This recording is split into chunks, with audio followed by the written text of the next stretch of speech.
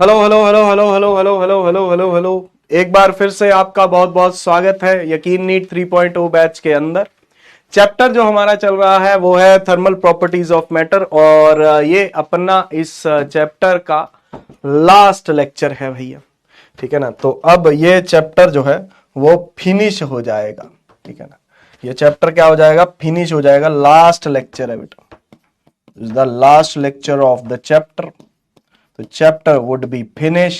तो आप लोगों के लिए बहुत ही बहुत ही बहुत ही खुशी की बात होगी, है ना। हाँ,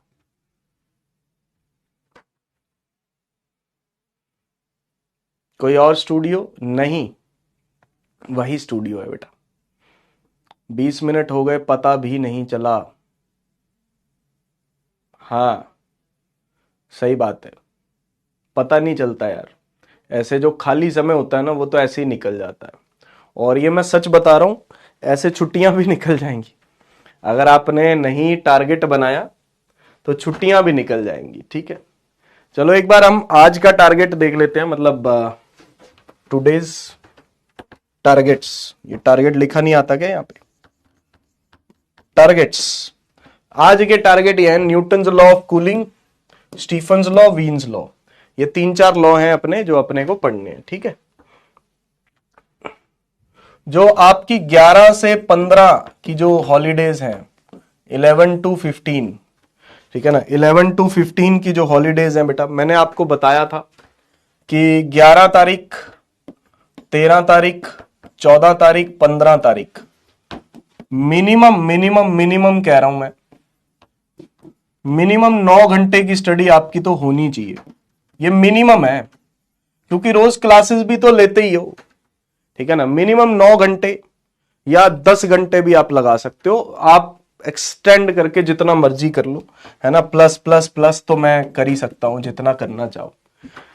12 तारीख को दिवाली है, बीच में दोपहर में तो थोड़ा सा फ्री सा ही होता है। ठीक है ना, नो डाउट आप घर के थोड़े बहुत काम भी करोगे, तो 2 घंटे इस दिन भी पढ़ लेना बेटा।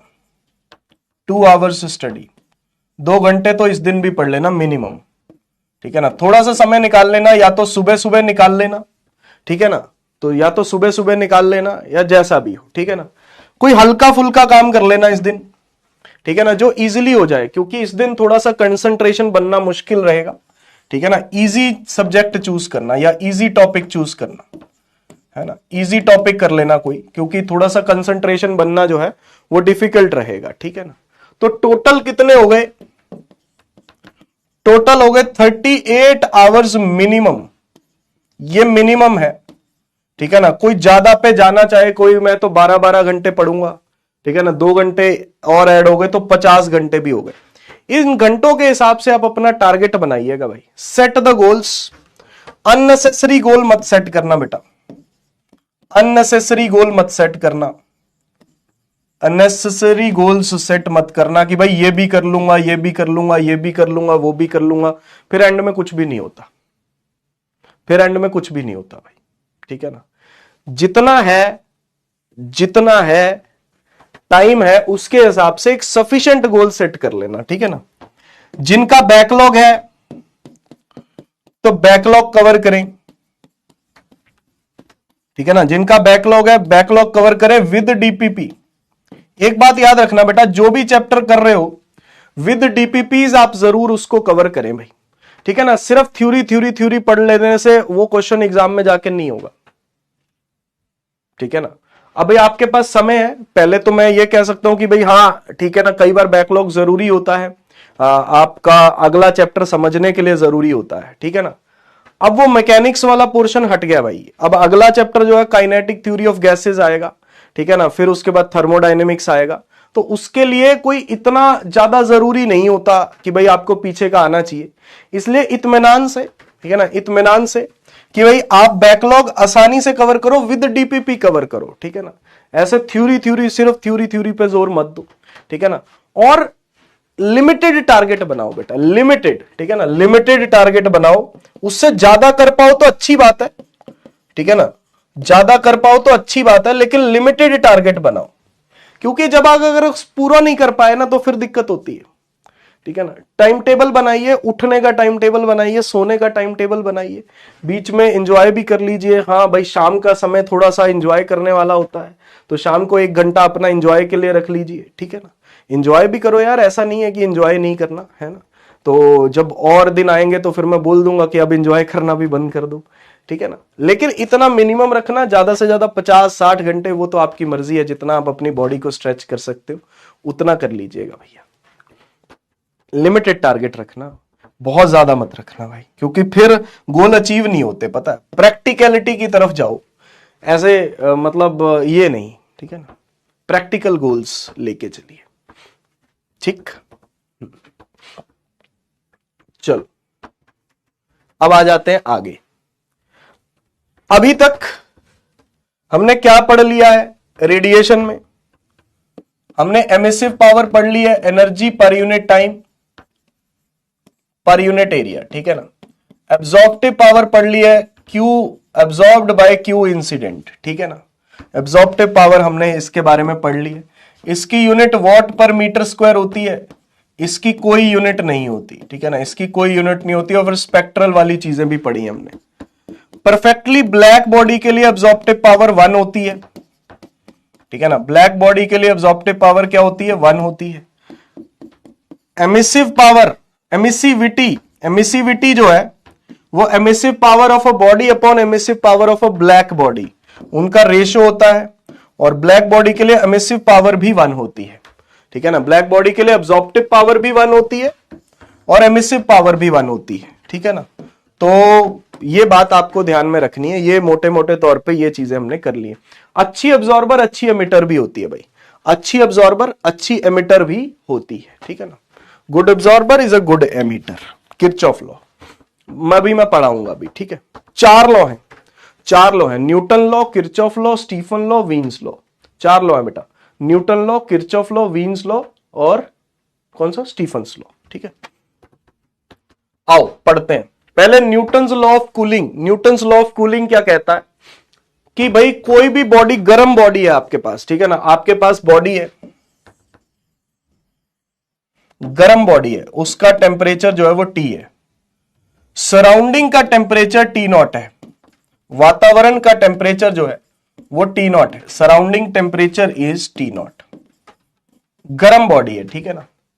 और T जो है वो T0 से ज्यादा है, T जो है वो T0 से ज्यादा है, तो गर्म बॉडी है तो वो ठंडी होगी, है ना। गर्म बॉडी हीट रिलीज करेगी। आप गरम गरम चाय रख दो बाहर, गरम गरम चाय को बाहर रख दो, कप में डाल के, गिलास में डाल के, ठीक है ना, तो जिसमें भी आप पीते हो। मैं तो जब मेरे को मौका मिलता है तो आजकल अपन या तो कुल्हड़ में पीते हैं चाय, ठीक है ना, या फिर जो है हम गिलास में डाल के पी लेते हैं, है ना। हाँ, क्योंकि कप में जो है ना, कप में उतना वो नहीं आता, चाय खत्म हो जाती है, जब तक टेस्ट आना शुरू हो जाता है चाय खत्म हो जाती है ना।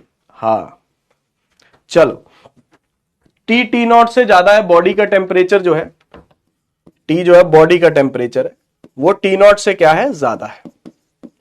कह रहे हैं कि rate of cooling of a body is directly proportional to the temperature difference between the body and the surrounding.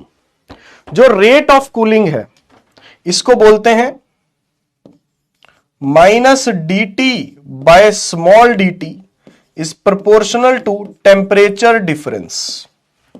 ये है Newton's law of cooling. Rate of cooling इसको कहते हैं बेटा। रेट ऑफ कूलिंग का मतलब होता है कि टेम्परेचर किस रेट से कम हो रहा है। मैं हिंदी में समझा देता हूं, टेम्परेचर किस रेट से कम हो रहा है। रेट ऑफ कूलिंग का मतलब होता है टेम्परेचर किस रेट से कम हो रहा है। -dt कैपिटल T मतलब change in temperature upon time, ठीक है ना। dt क्या है? चेंज इन टेम्परेचर, और स्मॉल dt क्या है? टाइम। और T - T0 के प्रोपोर्शनल है, टेम्परेचर डिफरेंस के प्रोपोर्शनल है बेटा। ये टेम्परेचर डिफरेंस है। T - T0 क्या है? Temperature difference. सर माइनस क्यों लगाया? क्योंकि टेम्परेचर टाइम के साथ डिक्रीज हो रहा है। नेगेटिव बिकॉज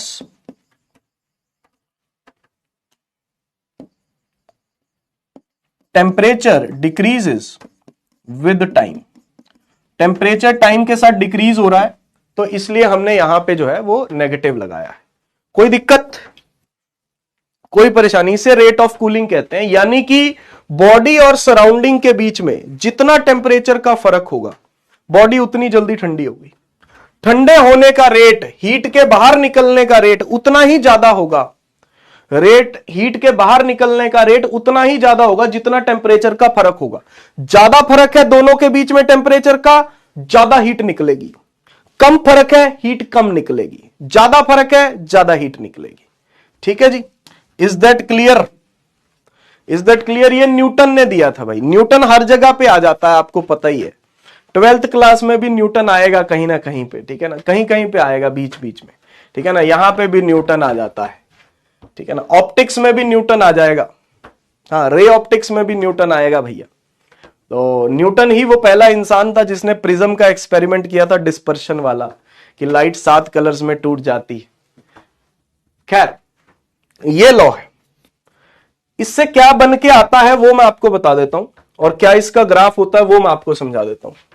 इसका जो फॉर्मूला बन के आता है वो मैं बताता हूं आपको, जब एक्चुअल में ना इसका इंटीग्रेशन होगा, प्रोपोर्शनलिटी हटाएंगे तो कांस्टेंट आ जाएगा, है ना, इंटीग्रेशन होगा इसका, ठीक है ना। इंटीग्रेशन से आंसर लॉग में आता है। मैं आंसर बताता हूं आपको, फिर समझाता हूं कि ये क्या चीजें हैं सारी, ठीक है। ये फॉर्मूला होता है ln t1 minus T naught upon t2 minus T naught is equals to kt। इसमें क्या है मैं आपको सारी चीज क्लियर कर देता हूं। बॉडी का इनिशियली, शुरू में टेम्परेचर T1 है, सराउंडिंग का T नॉट है, ठीक है ना, सराउंडिंग का T नॉट। फिर बाद में फाइनली बॉडी का टेम्परेचर घट के T2 रह गया, सराउंडिंग का टेम्परेचर अभी भी T नॉट है। सराउंडिंग को कोई फर्क नहीं पड़ता, एटमॉस्फेयर बहुत बड़ा है, उसको छोटी मोटी हीट से कोई फर्क नहीं पड़ता भाई। बॉडी छोटी मोटी हीट रिलीज भी करेगी, ठीक है ना, बॉडी छोटी मोटी हीट रिलीज भी कर रही है, तो सराउंडिंग को कोई फर्क नहीं पड़ेगा। सराउंडिंग का टेम्परेचर जो है वो फिक्स रहेगा, कांस्टेंट रहेगा। बॉडी का टेम्परेचर कम होता रहेगा, सराउंडिंग का टेम्परेचर जो है वो कांस्टेंट रहेगा, ठीक है जी। के कांस्टेंट है, प्रोपोर्शनलिटी हटाने पे के जो है एक कांस्टेंट आया है, तो के इज द कांस्टेंट। और टी जो है टाइम है, टी जो है वो टाइम, ठीक है ना। इसका एक अप्रोक्सीमेट फॉर्मूला भी आया, क्योंकि लॉग वॉग लगाने में लोगों को आती है दिक्कत, लॉग वॉग लोगों को लगाने में आती है दिक्कत, और कई बार सवाल के अंदर लॉग की वैल्यू गिवन भी नहीं होती, कई बार सवाल के अंदर लॉग की वैल्यू गिवन भी नहीं होती भाई, ठीक है ना, गिवन भी नहीं होती है। तो उस टाइम पे अपने को क्या करना है वो सुनो, ठीक है ना। अप्रोक्सीमेट फॉर्मूला अभी मैं आपको बताने जा रहा हूं। ये फॉर्मूला आपको याद है ना, ध्यान से सुनना। प्रोपोर्शनलिटी हटा रहा हूं, कांस्टेंट लिख रहा हूं, ठीक है ना, क्लियर? ये है, ये तो पता है ना, प्रोपोर्शनलिटी हटा के कांस्टेंट लगा दिया। इसमें क्या क्या लिखूंगा मैं, बस इसको याद रख लेना। माइनस dt, dt मतलब टेम्परेचर चेंज, dt मतलब टेम्परेचर चेंज, तो final minus initial, final minus initial, ठीक है ना, अपॉन में टाइम, अपॉन में time is equals to k times average temperature, t की जगह पे लिखना है average temperature minus T naught. देखो इसी से बनाया है, जो बेसिक लॉ है उसी से बनाया है फॉर्मूला, ठीक है ना। ये माइनस को अंदर ले जाओ तो T1 minus T2 by T, के times T1 plus T2 by 2 minus T naught. ये फॉर्मूला है अपने पास जो आपको याद रखना है, अप्रोक्सीमेट फॉर्मूला। ये भी याद रखना है, ये भी याद रखना है, जनरली तो यही लगेगा, है ना, जनरली तो इसी से हो जाएंगे सवाल। देखो ध्यान से, माइनस dt बाई dt, तो कैपिटल dt है, minus temperature change, final minus initial, body का टेम्परेचर पहले T1 था, अब T2 हो गया, T2 माइनस T1, ठीक है ना, माइनस अंदर गया तो T1 माइनस T2 हो गया, नीचे टाइम है, के तो कांस्टेंट है, T की जगह पे एवरेज लिखना है, इस टी की जगह पे एवरेज लिख दो, T1 प्लस T2/2, ठीक है ना, माइनस T0, बाकी सब वही है। याद रखने का तरीका बता दिया मैंने आपको, इस अप्रोक्सीमेट फॉर्मूले को याद रखने का तरीका बता दिया। बोलो क्लियर हुआ? बोलो भैया, क्लियर हुआ भाई?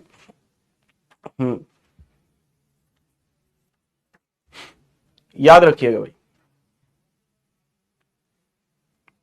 Okay, done done done.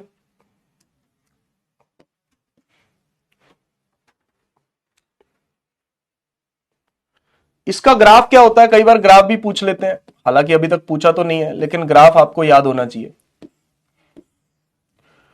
Temperature का with respect to time, temperature का, बॉडी के टेम्परेचर का विद रिस्पेक्ट टू टाइम जो है ग्राफ होता है, और ये T0 होता है। ये जो डॉटेड लाइन है ये T0 वाली लाइन है। बॉडी का टेम्परेचर कम होना शुरू होता है, कभी T0 तक पहुंच नहीं पाता, ठीक है ना, ये एक्सपोनेंशियल ग्राफ होता है।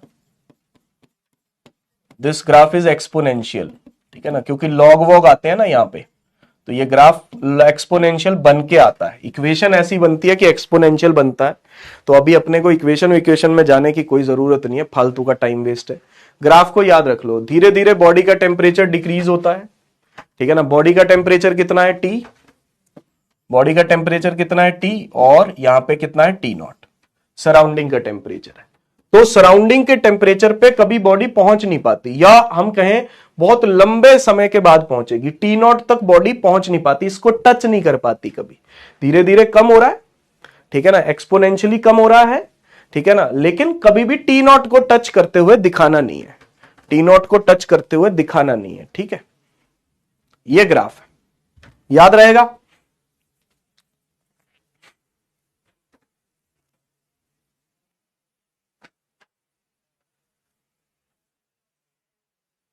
Okay okay okay.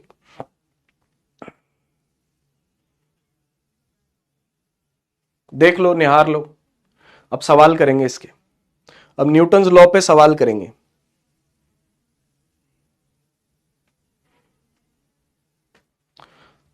आ जाओ,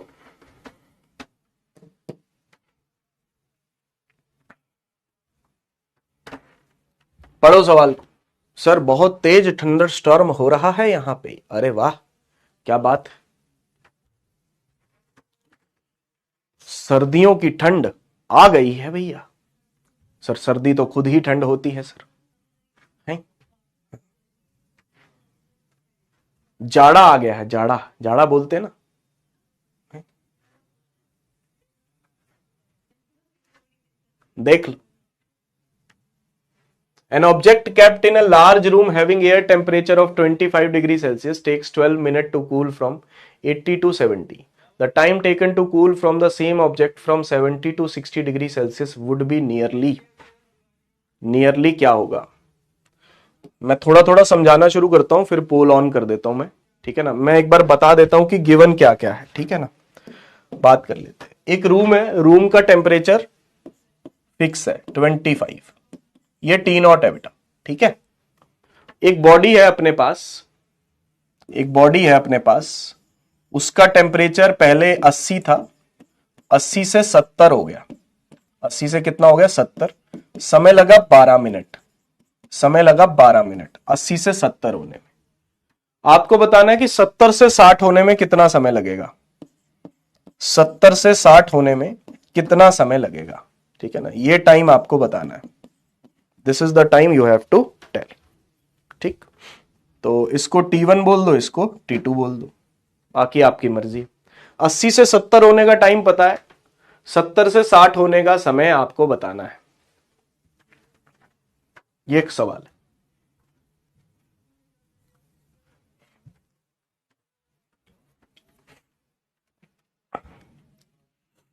फटाफट,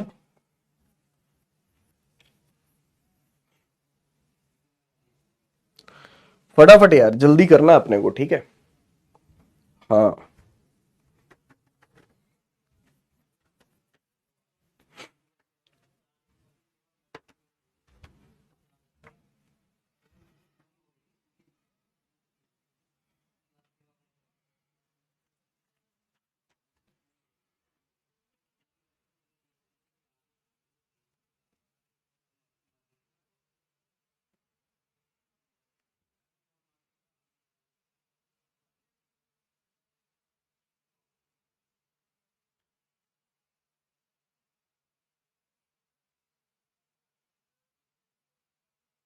चलो चलो चलो चलो चलो,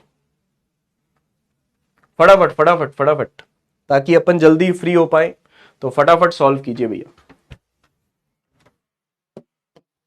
सुनो, फॉर्मूला ये लगाएंगे T1 minus T2 by T is equals to K times T1 plus T2 by 2 minus T0। ठीक है ना, ये अपन फॉर्मूला लगाएंगे।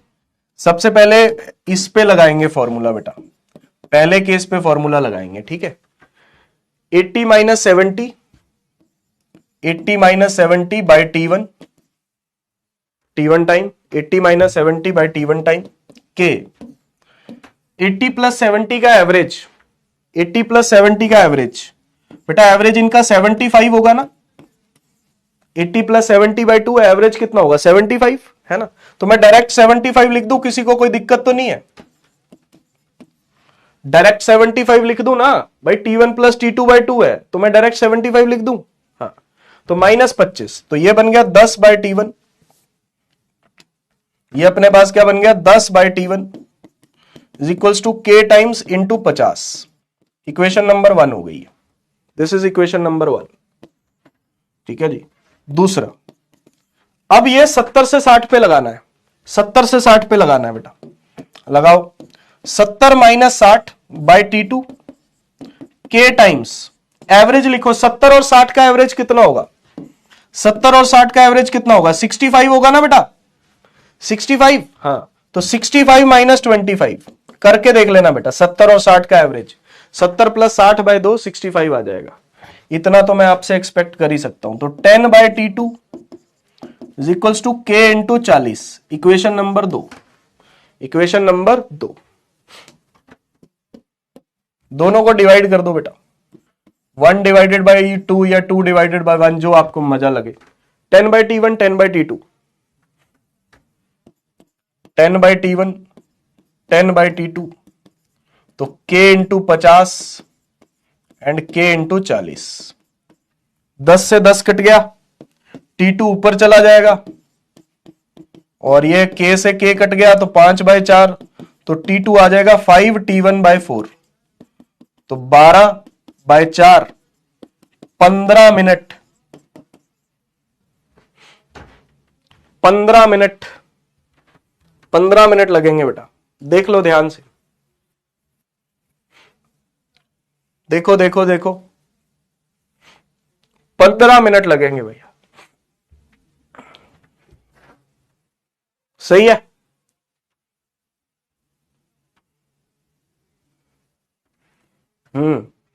Okay okay okay okay, 15 minute.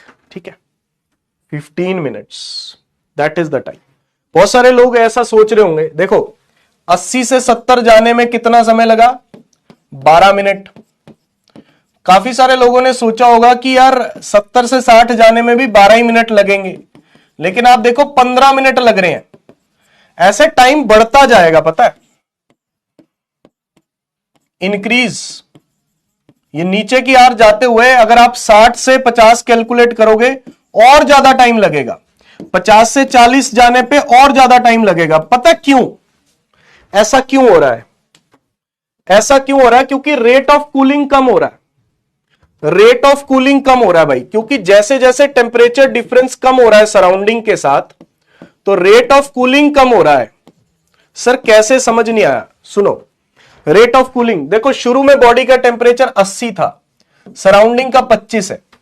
Surrounding के साथ देखना होता है टेम्परेचर डिफरेंस। शुरू में बॉडी का टेम्परेचर 80 था, सराउंडिंग का 25 था। कितना फर्क है बेटा दोनों में?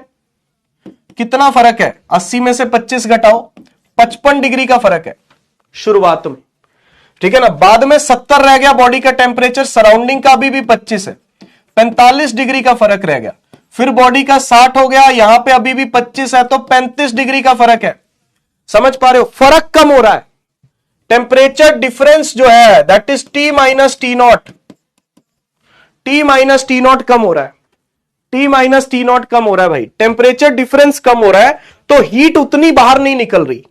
मतलब पहले जितनी हीट बाहर निकल रही थी, यहां पे तेजी से हीट बाहर निकल रही थी, अब कम हो गई हीट बाहर निकलनी, तो समय ज्यादा लगेगा। फिर और ज्यादा समय लगेगा, फिर और ज्यादा समय लगेगा। समझ पा रहे हो? ये कहानी है, ये कंसेप्ट है न्यूटन्स लॉ ऑफ कूलिंग का भाई। ठीक है ना, that is the concept of Newton's law of cooling, जो आपको क्लियर कट समझना पड़ेगा। D option. 15% लोगों ने सही उत्तर दिया है। इस सवाल को करो भाई। 1995 का सवाल है ये, देखो जरा।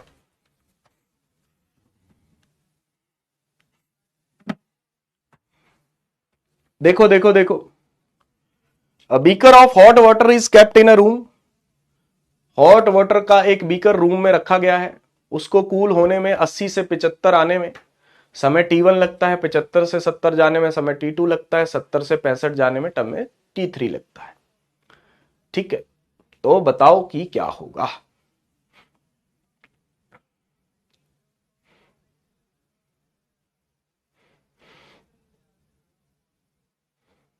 नाइनटीन 1995 का सवाल है, वैल्यू नहीं पूछी हुई, सिर्फ यही पूछा हुआ है कि बताओ क्या होगा। बताओ क्या होगा, बस यही पूछा हुआ है।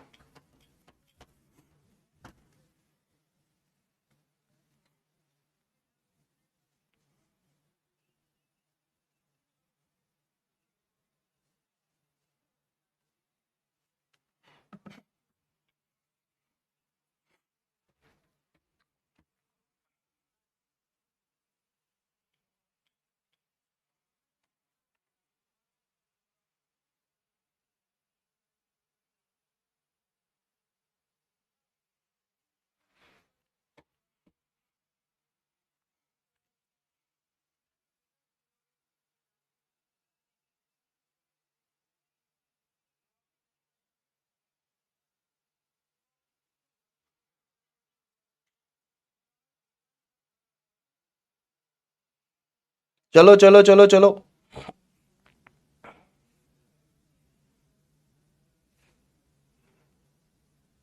हाँ, हॉट वाटर का बीकर एक कमरे में रखा हुआ है, 80 से 75 जाने में उसको T1 टाइम लगता है, 75 से 70 जाने में T2 टाइम लगता है। अभी तो बताया, क्या अभी नहीं बताया था कॉन्सेप्ट, रेट ऑफ कूलिंग कम होता जाएगा, ये टाइम बढ़ता जाएगा बेटा, ये टाइम बढ़ता चला जाएगा नीचे की तरफ, है ना। हाँ, तो T3 सबसे ज्यादा होगा, T1 सबसे कम होगा। सिंपल, ए ऑप्शन, कुछ नहीं सोचने की जरूरत। सही है, बहुत बढ़िया, वेरी नाइस। जैसे जैसे सराउंडिंग के साथ टेम्परेचर डिफरेंस देखना होता है आपको, सराउंडिंग का कुछ होगा टेम्परेचर डिफरेंस, देने दिया नहीं है उन्होंने सराउंडिंग का इस क्वेश्चन में, लेकिन कुछ भी हो सकता है, लेकिन धीरे धीरे जो है ये टेम्परेचर सराउंडिंग की तरफ जा रहा है। ठीक है ना, तो टाइम जो है धीरे धीरे ज्यादा लगेगा। ये 2014 का सवाल है, इसको करो बेटा फटाफट, यहीं पे प्रैक्टिस कर लेंगे न्यूटन्स लॉ ऑफ कूलिंग की अच्छी खासी। ठीक है ना, अगर सवाल आ जाता है तो अच्छी बात है। बिल्कुल इससे पहले वाला जो सवाल हमने किया था ना, बिल्कुल उसके जैसा ही है। ठीक है ना,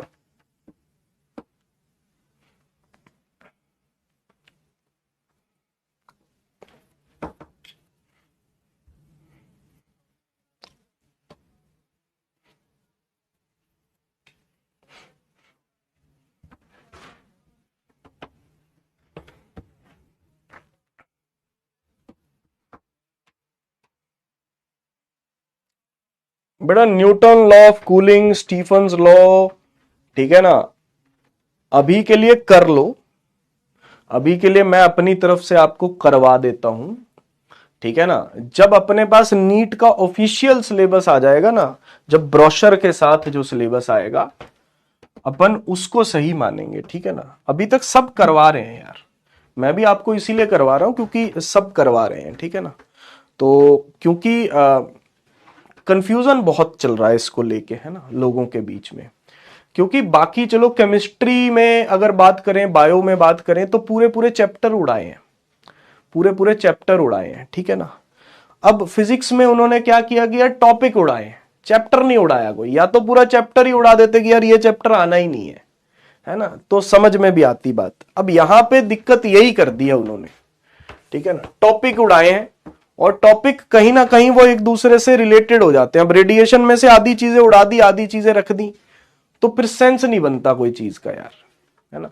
वो कहेंगे, मतलब मान लो कल को हमने उनको बोला, है ना, कल को हमने उनको बोला कि भाई ऐसा किया है आपने, तो वो बोलेंगे कि यार रेडिएशन तो सिलेबस में था ही, है ना, मतलब ये चीज तो सिलेबस में थी ही, हमने तो लिखा था, है ना कोई एक हल्की हीट ट्रांसफर तो हमने सिलेबस में लिखा था।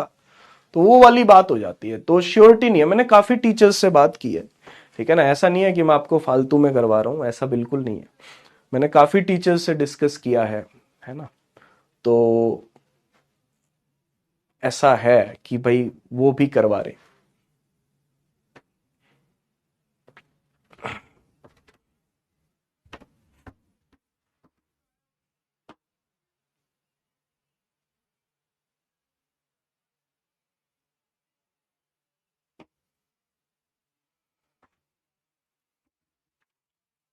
हाँ, कुछ टॉपिक है जो हमें श्योर शॉट दिख रहे हैं, कुछ टॉपिक बिल्कुल श्योर शॉट दिख रहे हैं कि हाँ वो नहीं आएंगे, वो तो बिल्कुल ही कट चुके हैं, वो तो फिर भी मैं हटवा दूंगा आपको, ठीक है ना। हाँ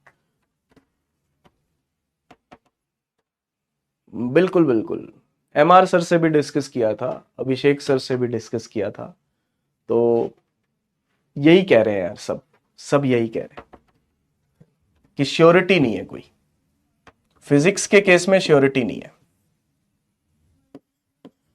70 से 60 जा रहे हैं, ठीक है ना, कितने मिनट में, 5 मिनट में। फिर कह रहे हैं कि 54 पे चले गए, मतलब 60 तो हो गया था पहले, फिर 60 से 54 पे चले गए और उसमें भी 5 मिनट लगे।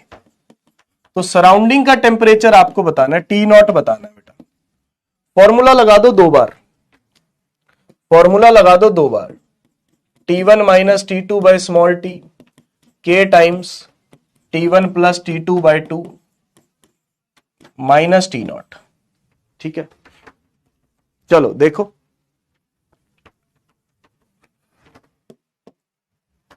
70 माइनस 60, ठीक है ना, 70 माइनस 60 बाय टाइम कितना है, 5 मिनट, के टाइम्स एवरेज, 70 और 60 का एवरेज कितना होगा भाई, 65, एवरेज कितना होगा 65, तो 65 minus T not, 65 minus T naught, ठीक है ना। तो ये बन गया 10/5 के टाइम्स 65 माइनस टी नॉट, 10/5 कितना बन गया, 2, तो 2 इज इक्वल्स टू के टाइम्स 65 माइनस टी नॉट, ठीक है ना, 2 इज इक्वल्स टू के टाइम्स 65 माइनस टी नॉट। दूसरा क्या होगा, इसी फॉर्मूले को लगाओ, ठीक है ना, इसी फॉर्मूले को लगाओ अलग केस में, 60 से 54, 60 माइनस 54 बाय टाइम, के टाइम्स इनका एवरेज लिख लो बेटा, 60 और 54 का एवरेज 57 आ जाएगा, कैलकुलेट कर लेना बेटा, इतनी कैलकुलेशन मैं आप पे छोड़ता हूं, 57 माइनस टी नॉट, ठीक है ना। तो ये बन जाएगा 6/5 के टाइम्स 57 माइनस टी नॉट। किसी ने सॉल्व किया, क्या आंसर आ रहा है, किसी ने सॉल्व किया है, आई थिंक ए आंसर आ रहा है क्या, ए आना चाहिए, या पूरा सॉल्व करवाओगे मेरे से, पूरा करवाओगे क्या यार, एवरेज निकालने की शॉर्टकट ट्रिक बेटा दोनों के बीच में आएगा ना, 70 और 60 के बिल्कुल बीच में 65, 60 और 54 के बिल्कुल बीच में 57, हाँ 45 आ रहा है ना, कैलकुलेट कर लेना बेटा, ठीक है। 1 को 2 से डिवाइड कर देना, 1 को 2 से डिवाइड कर देना, टी नॉट बचेगा बस, के तो कट ही जाएगा, 45 डिग्री सेल्सियस आ जाएगा, है ना। हाँ मेरे को भी यही ध्यान आ रहा है कि यही था आंसर, ठीक है। ओके, इतना तो कर लोगे, एग्जाम हॉल में अकेले बैठोगे भाई, हाँ बढ़िया, चलो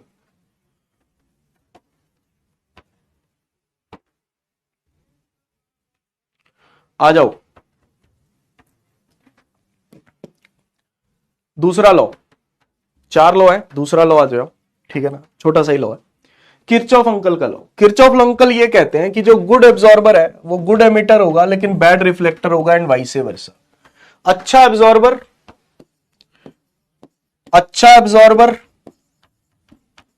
अच्छा एमिटर भी होगा, अच्छा एब्जॉर्बर अच्छा एमिटर भी होगा लेकिन बुरा रिफ्लेक्टर होगा भाई। जो एब्जॉर्ब करेगा वो रिफ्लेक्ट कम करेगा भाई, ठीक है ना। जो एब्जॉर्बर बुरा होगा, वाइस वर्सा का मतलब जो एब्जॉर्बर बुरा होगा वो एमिटर भी बुरा होगा, तो वो रिफ्लेक्टर अच्छा होगा, भाई, ठीक है ना। सिंपल सी बात है। जिसकी एब्जॉर्प्टिव पावर ज्यादा, ठीक है ना, जिसकी एब्जॉर्प्टिव पावर ज्यादा उसकी रिफ्लेक्टिव पावर कम होगी। ये ए है एब्जॉर्प्टिव पावर। जो एब्जॉर्ब ज्यादा करेगा वो रिफ्लेक्ट कम करेगा, वो भेज कम पाएगा वापस। आर मतलब यहां पे रिफ्लेक्टिव पावर, छोटा आर मतलब रिफ्लेक्टिव पावर, ठीक है जी। जो अच्छा एब्जॉर्बर है वो अंदर से एमिट ज्यादा करेगा, है ना, अंदर से एमिट ज्यादा करेगा। जो एब्जॉर्ब करेगा, जो ज्ञान को ले पाएगा वही ज्ञान को छोड़ पाएगा, लेकिन रिफ्लेक्ट कम करेगा, ठीक है जी। क्लियर है? बोलो बोलो बोलो बोलो। Is that okay? This is Kirchhoff law. ये किरचॉफ लॉ है भाई।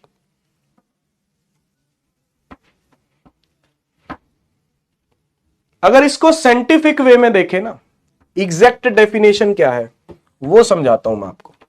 ये तो चलो लेमन लैंग्वेज में समझाने वाली बात है, किसी आम इंसान को समझानी हो जिसका साइंस के साथ उतना डीलिंग ना हो तो ये तो वो भी समझ जाएगा, ठीक है। लेकिन अगर आपको एग्जैक्ट अपने लिए समझनी है तो क्या है, मैं वो समझाता हूं आपको कि भाई जो अच्छा एमिटर है वो अच्छा एब्जॉर्बर है, यही बोला। ओके, तो emissive power of a body is directly proportional to absorptive power. क्योंकि जो अच्छा एमिटर है, good emitter good absorber, good emitter good absorber, तो जिसकी एमिसिव पावर ज्यादा उसकी एब्जॉर्प्टिव पावर भी ज्यादा, जिसकी एब्जॉर्प्टिव पावर ज्यादा तो उसकी एमिसिव पावर भी ज्यादा, ठीक है ना। तो E is proportional to A. Proportionality हटाएंगे कांस्टेंट आएगा, है ना, प्रोपोर्शनलिटी हटाएंगे तो कांस्टेंट आएगा, C इज एनी कांस्टेंट, तो E by A is constant. E by A जो है वो एक कांस्टेंट है बेटा। एमिसिव पावर और एब्जॉर्प्टिव पावर्स का जो रेशो है वो कांस्टेंट होता है। किन बॉडीज के लिए होता है ये बात समझना भाई। लॉ क्या था कि मान लो बहुत सारी बॉडीज हैं, ठीक है ना, ये फर्स्ट बॉडी, ये सेकंड बॉडी, ये थर्ड बॉडी, ये फोर्थ बॉडी, सबका टेम्परेचर सेम है, सबका टेम्परेचर सेम है। ये ब्लैक बॉडी है, लास्ट वाली कौन सी है, ब्लैक बॉडी, लास्ट वाली कौन सी है, ब्लैक बॉडी। जो बॉडी सेम टेम्परेचर पे है तो किरचॉफ ने कहा कि उनका जो एमिसिव और एब्जॉर्प्टिव पावर का जो रेशो है, एमिसिव पावर और एब्जॉर्प्टिव पावर का जो रेशो है उनका वो सेम आएगा, कांस्टेंट आएगा। और ये चीज ब्लैक बॉडी के लिए भी वैलिड है, ये चीज किसी भी बॉडी के लिए वैलिड है जो सेम टेम्परेचर पे होंगी। मान लो बहुत सारी बॉडीज हैं अपने पास सेम टेम्परेचर पे, T temperature T temperature T temperature T temperature, the ratio of the emissive power to the absorptive power of all the bodies at the same temperature is same and equal to the emissive power of the black body। ये जो सारी bodies की ratio है, क्योंकि ये 1 होता है बेटा, एब्जॉर्प्टिव पावर ब्लैक बॉडी की क्या होती है, 1 होती है, पता है ना आपको, सारी एब्जॉर्ब कर लेती है। तो this is equals to EB. ये सारा कुछ करके किसके इक्वल आ गया, emissive power of the black body, E1 by A1, E2 by A2, E3 by A3, EB by AB, AB 1 है, तो that is equals to what, EB. सारी बॉडीज जो सेम टेम्परेचर पे हैं उनके एमिसिव पावर और एब्जॉर्प्टिव पावर का ratio same होगा और वो emissive power of black body के बराबर होगा, क्योंकि ब्लैक बॉडी की पावर जो है एब्जॉर्प्टिव पावर 1 होती है। ये किरचॉफ का लॉ है जो साइंटिफिक वे में है, ठीक है ना, मैथमेटिकल वे में है। ये सिर्फ बोलने के लिए लॉ है और ये उसका मैथमेटिकल वर्जन है। बात एक ही है, जिसका एमिशन ज्यादा है, एमिटर अच्छा है, वो एब्जॉर्बर भी अच्छा है। तो एमिशन अच्छा, एब्जॉर्बर अच्छा, एमिटर अच्छा, एब्जॉर्बर अच्छा, एब्जॉर्बर अच्छा, एमिटर अच्छा। तो प्रोपोर्शनलिटी कांस्टेंट आया, दोनों का रेशो कांस्टेंट है, लेकिन किन बॉडीज के लिए? जो सेम टेम्परेचर पे है। सेम टेम्परेचर वाली कंडीशन जरूर सेटिस्फाई होनी चाहिए बेटा, ये चीज सेम टेम्परेचर के लिए है। बोलो समझ में आया? बोलो भैया।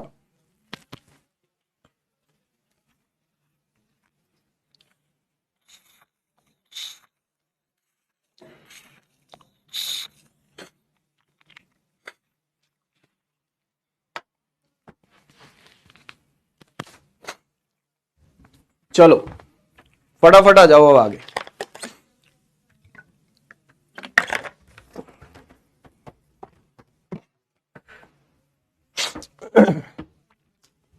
तीसरा law, Stephen's law.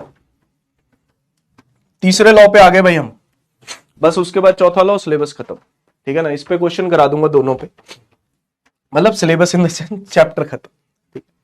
Stephen's law ये कहता है कि कोई भी बॉडी है, ठीक है ना, कोई भी बॉडी है तो वो हीट रेडिएट करती है, हीट रेडिएट करती है, एनर्जी रेडिएट करती है। ठीक है ना, कोई भी बॉडी एनर्जी रेडिएट करती है। एनर्जी पर यूनिट टाइम को पावर कहते हैं। एनर्जी पर यूनिट टाइम को क्या कहते हैं? पावर। इसको क्या कहते हैं? पावर कहते हैं बेटा। तो पर यूनिट टाइम वो जितनी एनर्जी कोई बॉडी रिलीज कर रही है उसको पावर कहा जाता है। तो वो कहते हैं कि पावर रेडिएट जो कोई बॉडी करती है, पावर रेडिएटेड, जिसको हम पी आर से लिखते हैं, पी के पैर में आर, तो वो होती है एप्सिलॉन ए सिग्मा टी की power 4। Power radiated by the body इसके प्रोपोर्शनल होती है या इसके इक्वल होती है, एप्सिलॉन ए सिग्मा टी की पावर 4। एप्सिलॉन तो आपको पता ही है, एमिसिविटी है बॉडी की, है ना, बॉडी की एमिसिविटी है। ठीक है ना, इसकी जो वैल्यू है एमिसिविटी की, अगर हम ब्लैक बॉडी को छोड़ दे, ठीक है ना, अगर दूसरी बॉडीज की बात करें, ब्लैक बॉडी को छोड़ दो, दूसरी बॉडीज की बात करें, तो एमिसिविटी की वैल्यू, एप्सिलॉन की वैल्यू 0 और 1 के बीच में रहेगी। ठीक है ना, ब्लैक बॉडी के लिए 1 होती है। अभी बताया भी था मैंने आपको, पिछले लेक्चर में भी बताया था, इस लेक्चर में रिवाइज भी करवाया है कि ब्लैक बॉडी के लिए 1 होती है बेटा, क्योंकि ये रेशो होता है। बताया था ना शुरू में कि ये रेशो होता है भाई, ये रेशो होता है emissive power of a body by emissive power of black body. सबसे ज्यादा ब्लैक बॉडी की होती है, तो ये रेशो 1 से छोटा ही आएगा। सिर्फ ब्लैक बॉडी के लिए 1 होगा, बाकी चीजों के लिए ये रेशो 1 से छोटा आएगा। कोई भी और बॉडी, ठीक है ना, कोई भी और बॉडी हो तो ये रेशो आपको 1 से छोटा मिलेगा, ब्लैक बॉडी के लिए 1 मिलेगा। ए जो है वो बॉडी का सरफेस एरिया है, सरफेस एरिया ऑफ बॉडी। जितना बॉडी का सरफेस एरिया होगा उतनी ज्यादा पावर या उतनी ज्यादा हीट रेडिएट करेगी बॉडी। आपको पता होगा कि जहां पे पानी कम होता है वहां पे कैक्टस के प्लांट्स होते हैं। कैक्टस के प्लांट्स जो हैं वो कांटेदार होते हैं। वो अपने आप को, अपने पत्तों को कांटेदार क्यों बना लेते हैं? क्योंकि वो अपना सरफेस एरिया रिड्यूस करते हैं। जब हमें ठंड लगती है, आपने देखा होगा ठंड लगती है हम अपनी बॉडी को इकट्ठा कर लेते हैं। ठंड लगती है तो हम अपनी बॉडी को इकट्ठा कर लेते हैं। क्यों करते हैं? क्योंकि हम अपना सरफेस एरिया रिड्यूस करते हैं ताकि हमारी बॉडी से हीट ना निकले या कम निकले, ताकि हमें ठंड कम लगे। अगर आप बिल्कुल चौड़े होके ऐसे ठंड में खड़े हो जाओगे तो आपका सरफेस एरिया ज्यादा कांटेक्ट में आ रहा है हवा के साथ, तो आपकी बॉडी से ज्यादा हीट निकलेगी। अगर आप ऐसे करके खड़े रहोगे तो आपकी बॉडी से हीट कम निकलेगी, तो हम हीट को बचा सकते हैं। ठीक है जी। हाँ, लॉस ऑफ वाटर है ना, कैक्टस में लॉस ऑफ वाटर को वो करते हैं वो, है ना, वहां पे हीट का कॉन्सेप्ट नहीं होता, लॉस ऑफ वाटर का होता है, लेकिन बात वही है, सरफेस एरिया वाली बात है। ठीक है ना, हाँ बिल्कुल बिल्कुल बिल्कुल। चलो, तो सिग्मा, सिग्मा को कहते हैं स्टीफन बोल्ट्जमैन कांस्टेंट। सिग्मा को कहते हैं स्टीफन बोल्ट्जमैन कांस्टेंट। स्टीफन के बोल्ट्जमैन का कांस्टेंट, स्टीफन के बोल्ट्जमैन का कांस्टेंट, ठीक है ना,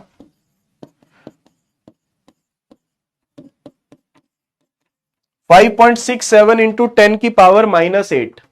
स्टीफन के बोल्ट्जमैन का कांस्टेंट, जैसे सोनू के टीटू की स्वीटी थी ना, सोनू के टीटू की स्वीटी, वैसे ही स्टीफन का दोस्त था बोल्ट्जमैन, तो स्टीफन के बोल्ट्जमैन का कांस्टेंट, ठीक है ना। 5.67 इंटू 10 की पावर -8 ये इसकी वैल्यू होती है एसआई यूनिट्स में। टेम्परेचर इसमें बात याद रखना, टेम्परेचर हमेशा केल्विन में रखना है, सेल्सियस में नहीं रखना बेटा। टेम्परेचर इसमें क्या रखना है, केल्विन में रखना है। That should be very very well known to you, ठीक। तो this is the power radiated, this is the power radiated, ठीक है ना। तो टी टेम्परेचर किसका हो गया, बॉडी का, ये बॉडी का टेम्परेचर है, ठीक है ना। टी टेम्परेचर किसका हो गया, बॉडी का। तो T is the temperature of body. मान लो सराउंडिंग का टेम्परेचर टी नॉट है, सपोज कर लो सराउंडिंग का टेम्परेचर टी नॉट है, ठीक है ना। तो सराउंडिंग के टेम्परेचर की वजह से ये कुछ हीट एब्जॉर्ब भी करेगा, हो सकता है एब्जॉर्ब करे। तो एब्जॉर्ब्ड हीट का क्या मतलब होता है, मैं आपको समझाता हूं। पावर एब्जॉर्ब्ड, उसमें आएगा सारा कुछ सेम होगा, epsilon A sigma T naught की पावर 4, ये पावर एब्जॉर्ब्ड है बेटा, ये पावर एब्जॉर्ब्ड है। मेरी बात ध्यान से सुनो, सुनो, ठीक है। सपोज करो, सपोज कीजिए कि बॉडी का टेम्परेचर ज्यादा है, सराउंडिंग का टेम्परेचर कम है, ठीक है ना। सपोज करो बॉडी का टेम्परेचर ज्यादा है, सराउंडिंग का टेम्परेचर कम है, ठीक है ना। तो बॉडी हीट रेडिएट करेगी, बॉडी हीट क्या करेगी, रेडिएट करेगी, बाहर निकालेगी। ये बात तो कंफर्म है, ठीक है ना, क्योंकि बॉडी का टेम्परेचर ज्यादा है तो हीट बाहर की तरफ जाएगी। अब कुछ लोग सोचते हैं कि सर एब्जॉर्ब क्यों करेगी, वो एब्जॉर्ब क्यों करेगी। बेटा ऐसा नहीं है कि वो एब्जॉर्ब नहीं करेगी, बेसिकली इसमें होता क्या है कि दोनों प्रोसेस एक साथ चलते हैं। हमेशा किसी भी बॉडी के लिए प्रोसेस एक साथ चलते हैं। हम इस समय पे, अगर मैं इस समय अपनी बात करूं या आपकी बात करूं या किसी की भी बात करूं, तो वो बॉडी हीट एब्जॉर्ब भी कर रही है, ठीक है ना, वो बॉडी हीट एब्जॉर्ब भी कर रही है और रेडिएट भी कर रही है। बस फर्क इतना है कि अगर मान लो कि बॉडी का टेम्परेचर सराउंडिंग से ज्यादा है, सराउंडिंग से ज्यादा है, तो वो रेडिएट ज्यादा कर रही है, एब्जॉर्ब कम कर रही है। समझ पा रहे हो ना, सराउंडिंग से बॉडी का टेम्परेचर ज्यादा है तो वो रेडिएट ज्यादा कर रही है, एब्जॉर्ब कम कर रही है। ये कॉन्सेप्ट है। कोई भी बॉडी दोनों प्रोसेस करती है, रेडिएट करने का भी, एब्जॉर्ब करने का भी। बस बात यह है कि अगर बॉडी का टेम्परेचर सराउंडिंग के रिस्पेक्ट में ज्यादा है, मतलब उसका टेम्परेचर ज्यादा है, तो वो रेडिएट ज्यादा करेगी, एब्जॉर्ब कम करेगी। अगर आपके पास अब नेट पावर पूछी जाए आपसे, नेट पावर कई बार पूछी जाए अगर आपसे, तो क्या लिखोगे, P radiated minus P absorbed, P radiated minus P absorbed, तो है ना नेट पावर, ठीक है ना। तो एप्सिलॉन ए सिग्मा टी की पावर 4 माइनस टी नॉट की पावर 4, ठीक है ना, टी की पावर 4 माइनस टी नॉट की पावर 4, ये हमारे पास नेट पावर रेडिएटेड आ जाएगी भाई, ठीक है जी। That is the net power radiated, E A sigma epsilon A sigma T की पावर 4 माइनस टी नॉट की पावर 4। क्लियर है, क्लियर है भैया। हाँ, ये नेट पावर हो गई, इसमें से इसको माइनस कर दो। रेडिएटेड में उसका खुद का टेम्परेचर, ध्यान रखना, रेडिएटेड में खुद का टेम्परेचर आएगा, एब्जॉर्ब्ड में सराउंडिंग का आएगा, एब्जॉर्ब्ड में सराउंडिंग का आएगा, और नेट में दोनों को माइनस करके आएंगे। और एक राज की बात बताऊं, किसी को बताना मत। राज की बात यह है कि जो न्यूटन का लॉ है ना, Newton's law is a special case of Stephen's law, special case of Stephen's law। जो न्यूटन का लॉ है ना, वो स्टीफन के लॉ से ही बना है, इसी से बना है।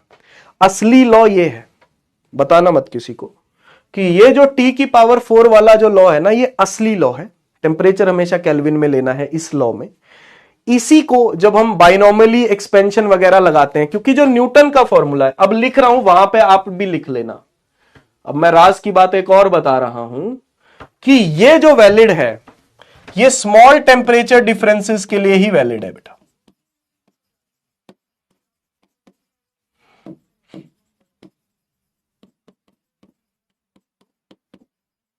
मतलब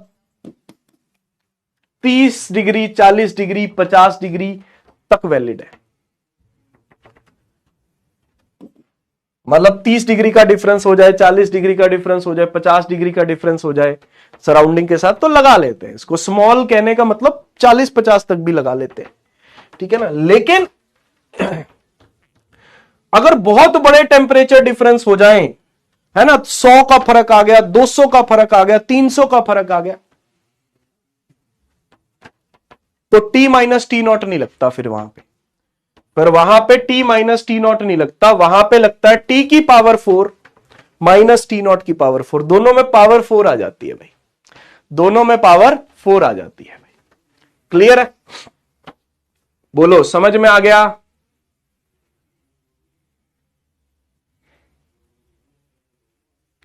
तो कितनी बॉडी रेडिएट करेगी पावर, वो एरिया पे डिपेंड करता है। जितना ज्यादा एरिया उतना ज्यादा रेडिएट करेगी सिग्मा, ठीक है ना। और टेम्परेचर जितना ज्यादा बॉडी का केल्विन में, उतनी ज्यादा वो रेडिएट करेगी। एमिसिविटी जितनी ज्यादा उतना रेडिएट करेगी वो, ठीक है ना। जितनी ज्यादा एमिसिव उतना ज्यादा एमिट करेगी, रेडिएट करेगी। एरिया ज्यादा ज्यादा एमिट करेगी, टेम्परेचर ज्यादा ज्यादा एमिट करेगी। सिग्मा की वैल्यू तो फिक्स है।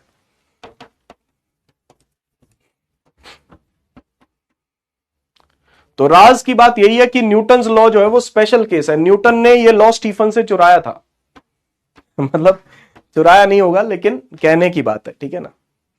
पता चला कि गला पकड़ लो मेरा आके, हमारे न्यूटन को ऐसा कैसे बोला। लो, आप में से कुछ लोग सोच रहे होंगे सर ने ना सिग्मा की यूनिट नहीं लिखी, सोच रहे होंगे ना, सिग्मा की यूनिट तो लिखी नहीं सर, लिखवा देते सिग्मा की यूनिट, क्या जाता आपका। इसीलिए नहीं लिखवाई, इसीलिए नहीं लिखवाई बेटा मैंने, क्योंकि पूछनी थी मैंने।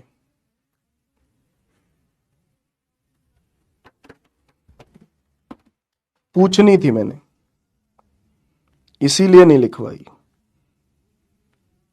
क्योंकि ये तो आगे क्वेश्चन था। तो अगर मैं पहले लिखवा देता तो आपको पता चल जाता भाई, तो अपून आपको पता नहीं लगने देगा।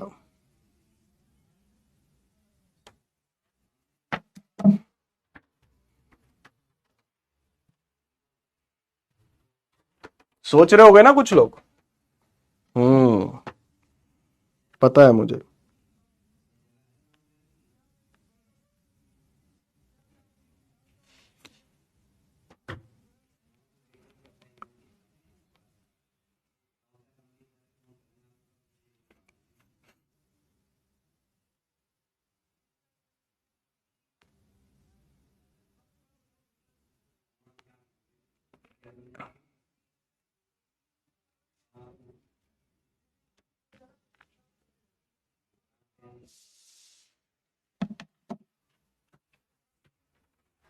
चलो चलो चलो चलो,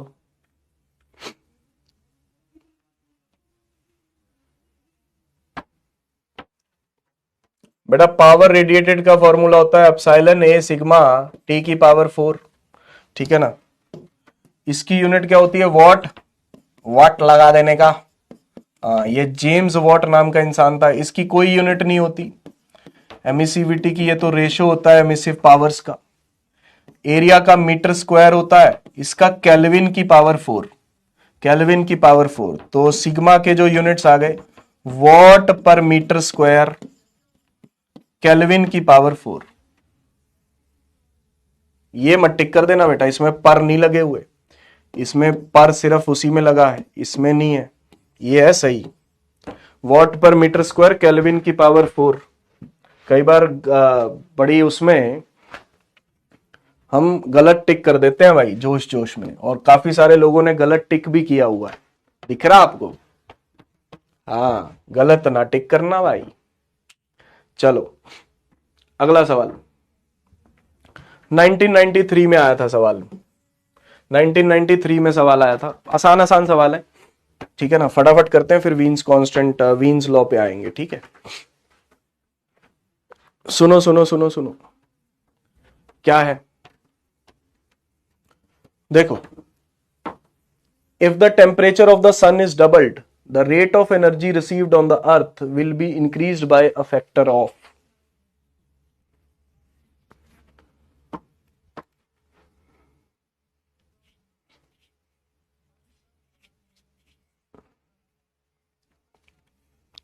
अगर सन का टेम्परेचर डबल कर दे तो अर्थ पे जो एनर्जी रिसीव होगी वो कितने फैक्टर से बढ़ जाएगी? अगर सन का टेम्परेचर डबल कर दें तो अर्थ पे जो एनर्जी रिसीव होगी वो कितने फैक्टर से बढ़ जाएगी? ये पूछा गया।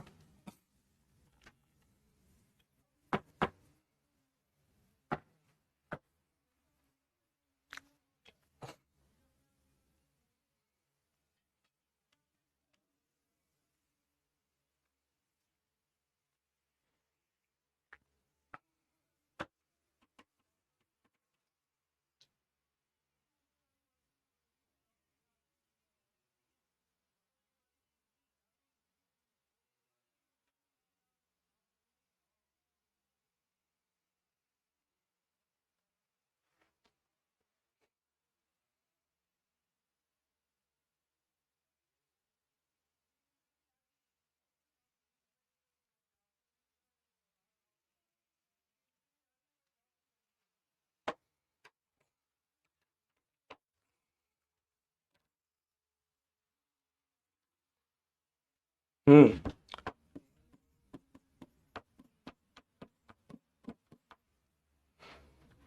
बेटा सन जितनी ज्यादा एनर्जी निकालेगा उतनी ज्यादा अर्थ पे पहुंचेगी, सिंपल सी बात है।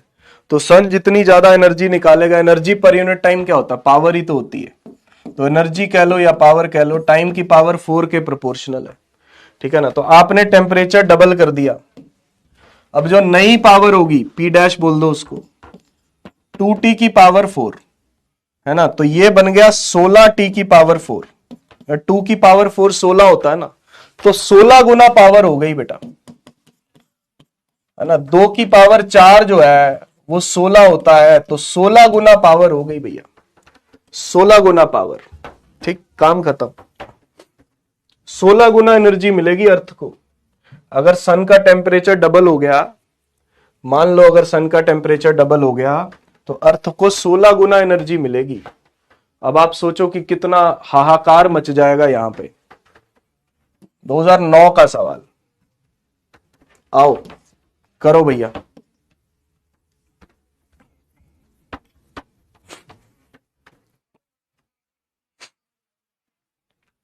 देखो जरा सवाल को, इतने सिंपल क्वेश्चन पहले आ सकते हैं, अब तो आने से आ रहे हैं बेटा। अब पिछले सालों के पेपर भी उठा के देख लो, आ रहे हैं, आ रहे हैं, ऐसे सवाल आ रहे हैं। मतलब जरूरी नहीं है ना इस चैप्टर से आए, किसी और चैप्टर से आ रहे हैं सिंपल। कभी इस चैप्टर से सिंपल आ गए, दूसरे से मुश्किल आ गए। बैलेंस बना के रखते, बैलेंस बना के रखते हैं।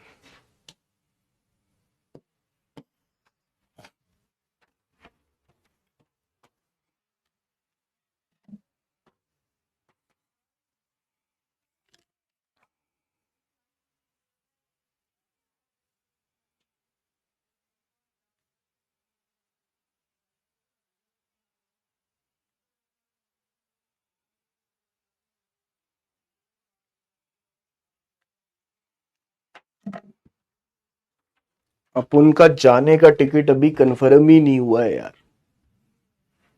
अभी 20 वेटिंग चल रही है। क्या लगता है शाम तक कंफर्म हो जाएगा? 20 के करीब वेटिंग है। ये रेलवे वाले बड़े चालाक है बेटा। हाँ, ये रेलवे बड़े बड़े चालाक है। बिल्कुल एंड में क्लियर करते हैं वेटिंग। ये बहुत ज्यादा वेटिंग दिखाते हैं, पहले पहले धीरे धीरे क्लियर करेंगे। एक आधी वेटिंग कम होती है ना, फिर जो है धीरे धीरे धीरे धीरे एंड में जाके एकदम से अच्छा आरएसी हो जाएगा।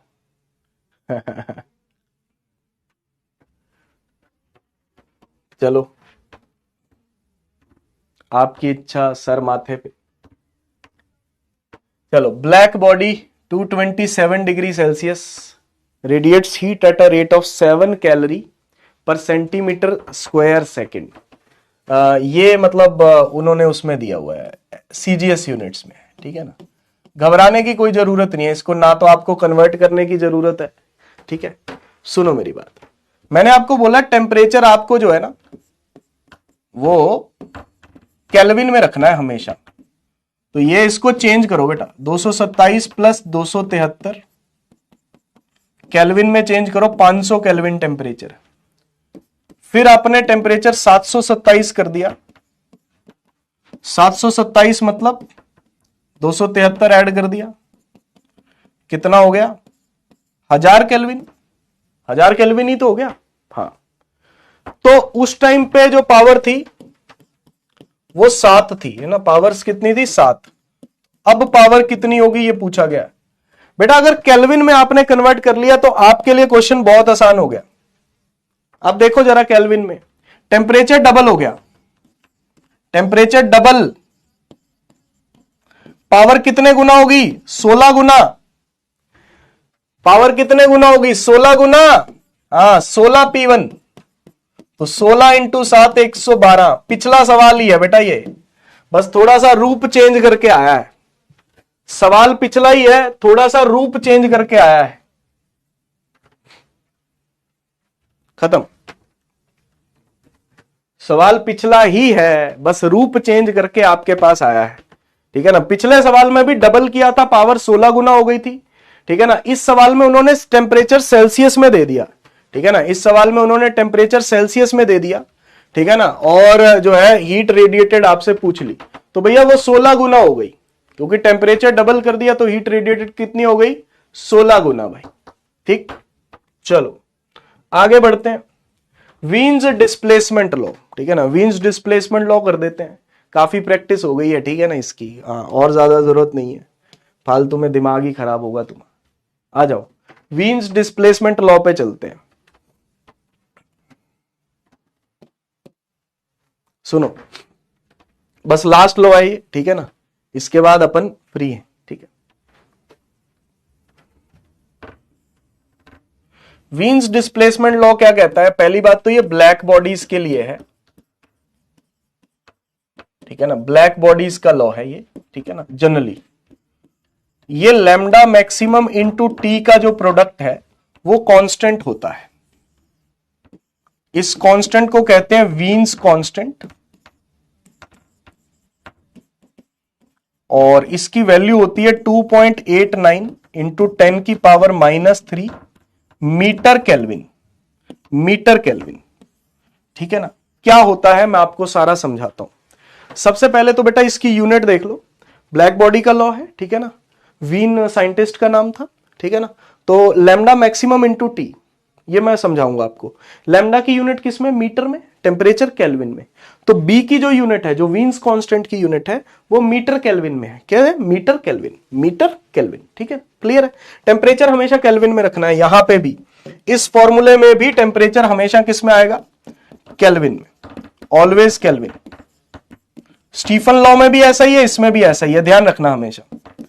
न्यूटन लॉ में कोई चक्कर नहीं, न्यूटन लॉ में कोई चक्कर नहीं है, वहां पे सेल्सियस भी चलेगा, ठीक है ना। लेकिन स्टीफन लॉ और Wien's law, Stefan law Wien's law, Stefan law Wien's law, kelvin में आएगा टेम्परेचर हमेशा। उसके बिना लॉ मत लगा देना। मैं आपको समझाता हूं कि क्या कहानी क्या है। कहानी यह है कि कोई बॉडी है, ठीक है ना, जिसका टेम्परेचर, मैं एग्जांपल ले रहा हूं, ठीक है। कोई बॉडी है जिसका टेम्परेचर 400 केल्विन है, सपोज करो, ठीक है। और दूसरी कोई बॉडी है जिसका टेम्परेचर डबल है, मान लो 800 केल्विन है, ज्यादा है टेम्परेचर, ठीक है।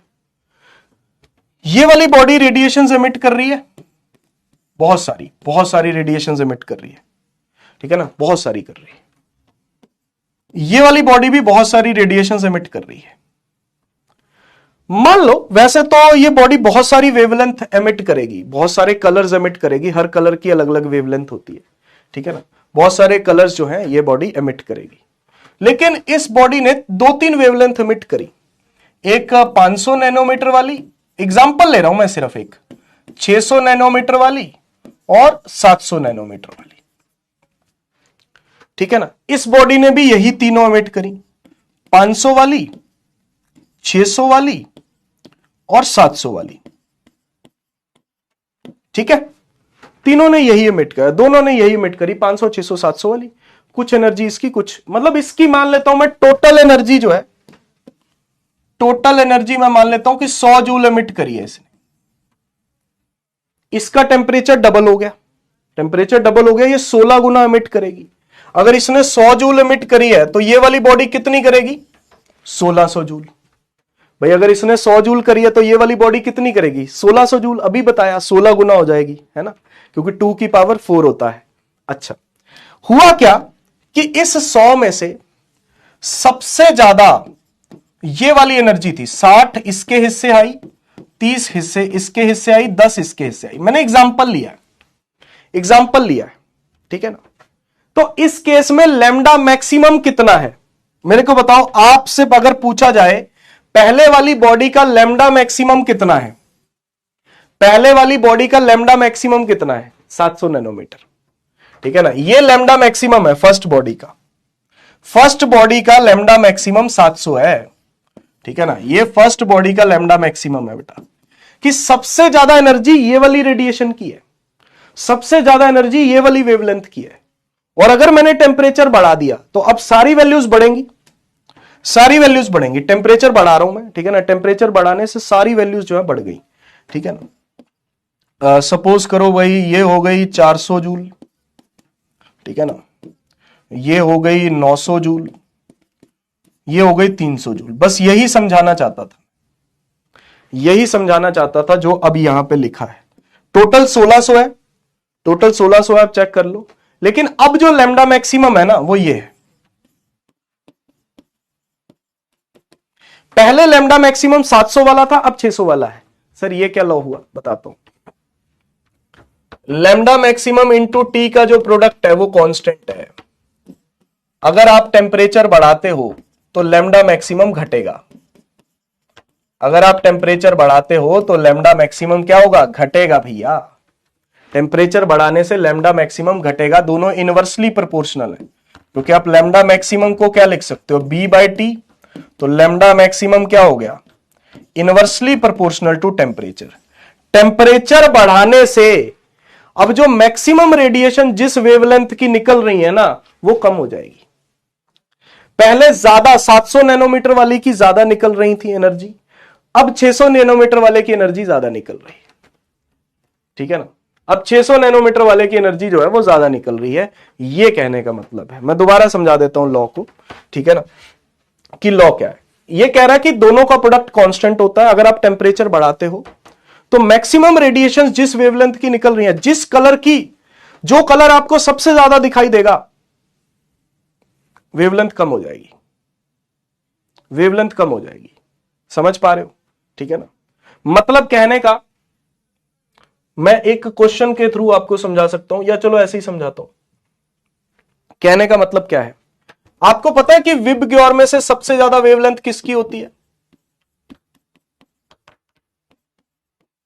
विबग्योर में से सबसे ज्यादा वेवलेंथ किसकी होती है? इसकी मैक्सिमम वेवलेंथ होती है, ठीक है ना। और सबसे कम इसकी वेवलेंथ होती है रेड कलर या वॉयलेट कलर की, पता है ना।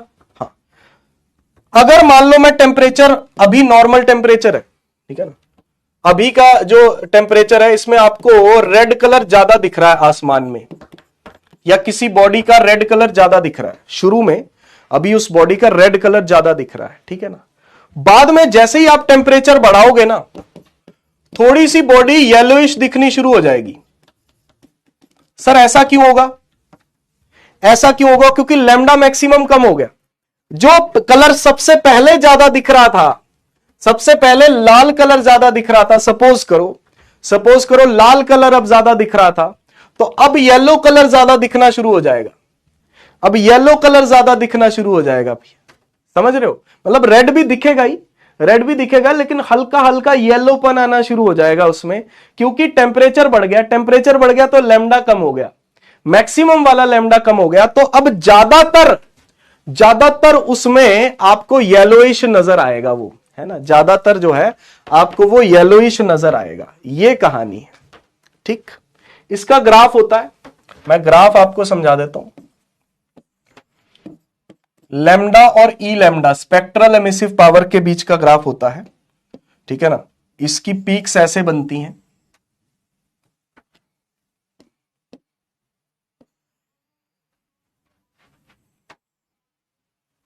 ऐसा ग्राफ बनता है बेटा।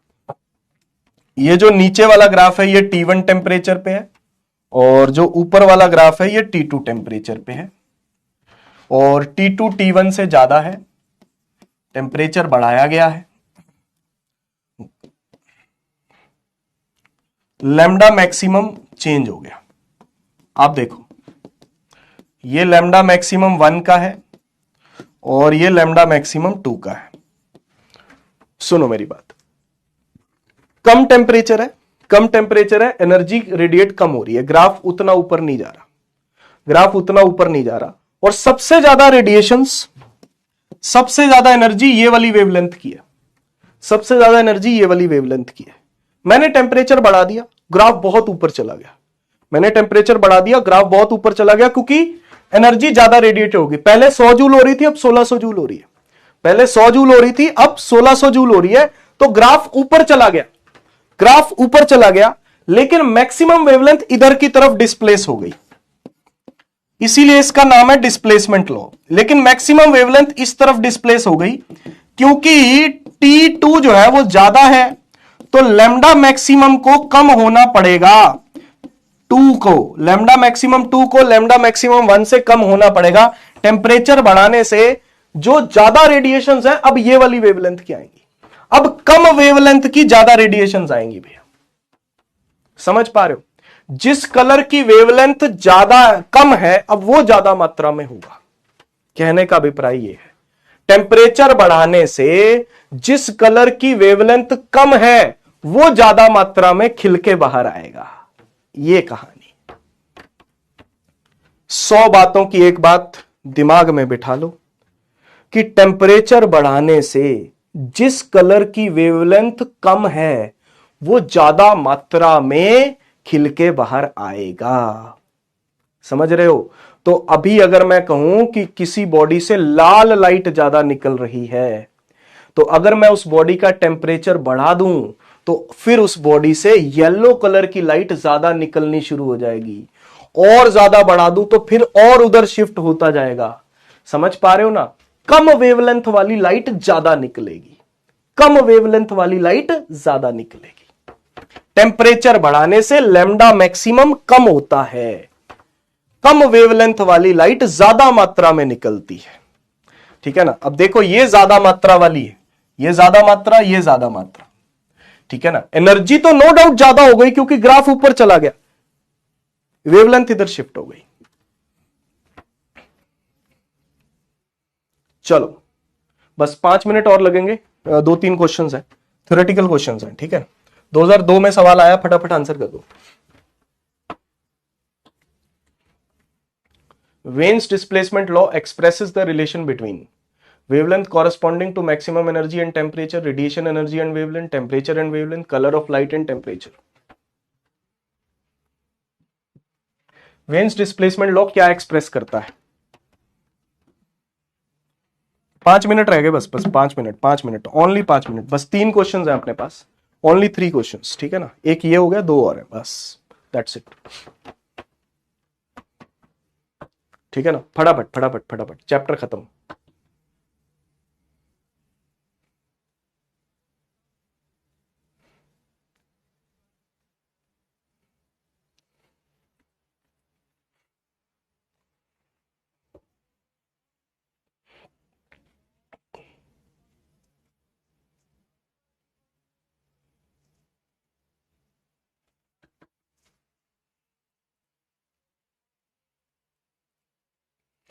सर पर येलो ही क्यों करेगा, ऑरेंज क्यों नहीं करेगा? ऑरेंज भी कर सकता है बेटा, ऑरेंज भी कर सकता है, वो तो डिपेंड करता है ना कितना टेम्परेचर बढ़ाओगे। ऐसे नहीं मैं कह रहा कि येलो ही करेगा या वॉयलेट ही करेगा, वो तो डिपेंड करता है आप कितना टेम्परेचर बढ़ा रहे हो, धीरे धीरे उधर की तरफ शिफ्ट होता रहेगा।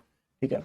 तो यही है, बेस्ट यही है बेटा, मोस्ट अप्रोप्रिएट ऑप्शन यही है कि wavelength corresponding to maximum energy, maximum energy वाली वेवलेंथ मतलब लैम्डा मैक्सिमम और साथ में टेम्परेचर। ठीक है?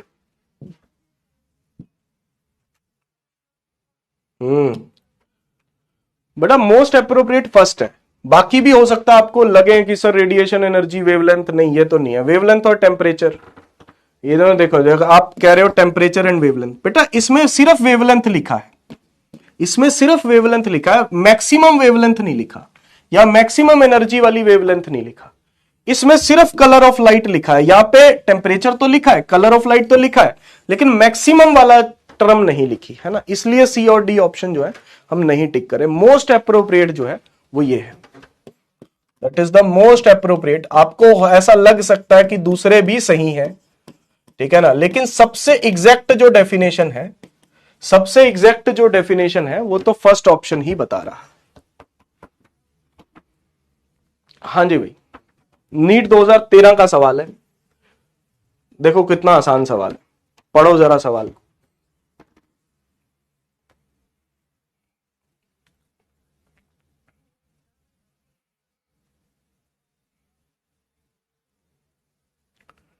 Piece of iron is heated in a flame.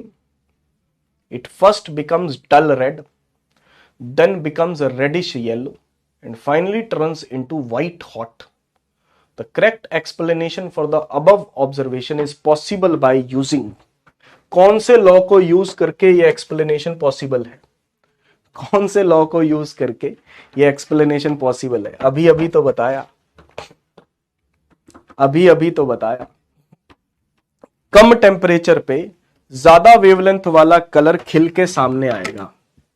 Come temperature पे ज्यादा कलर वाले की ज्यादा वेवलेंथ वाले कलर की एनर्जी ज्यादा होगी, वो खिल के सामने आएगा। जैसे जैसे आप टेम्परेचर बढ़ाओगे, जैसे जैसे आप टेम्परेचर बढ़ाओगे, कम वेवलेंथ वाला कलर भी खिल के सामने आना शुरू कर देगा, ठीक है ना।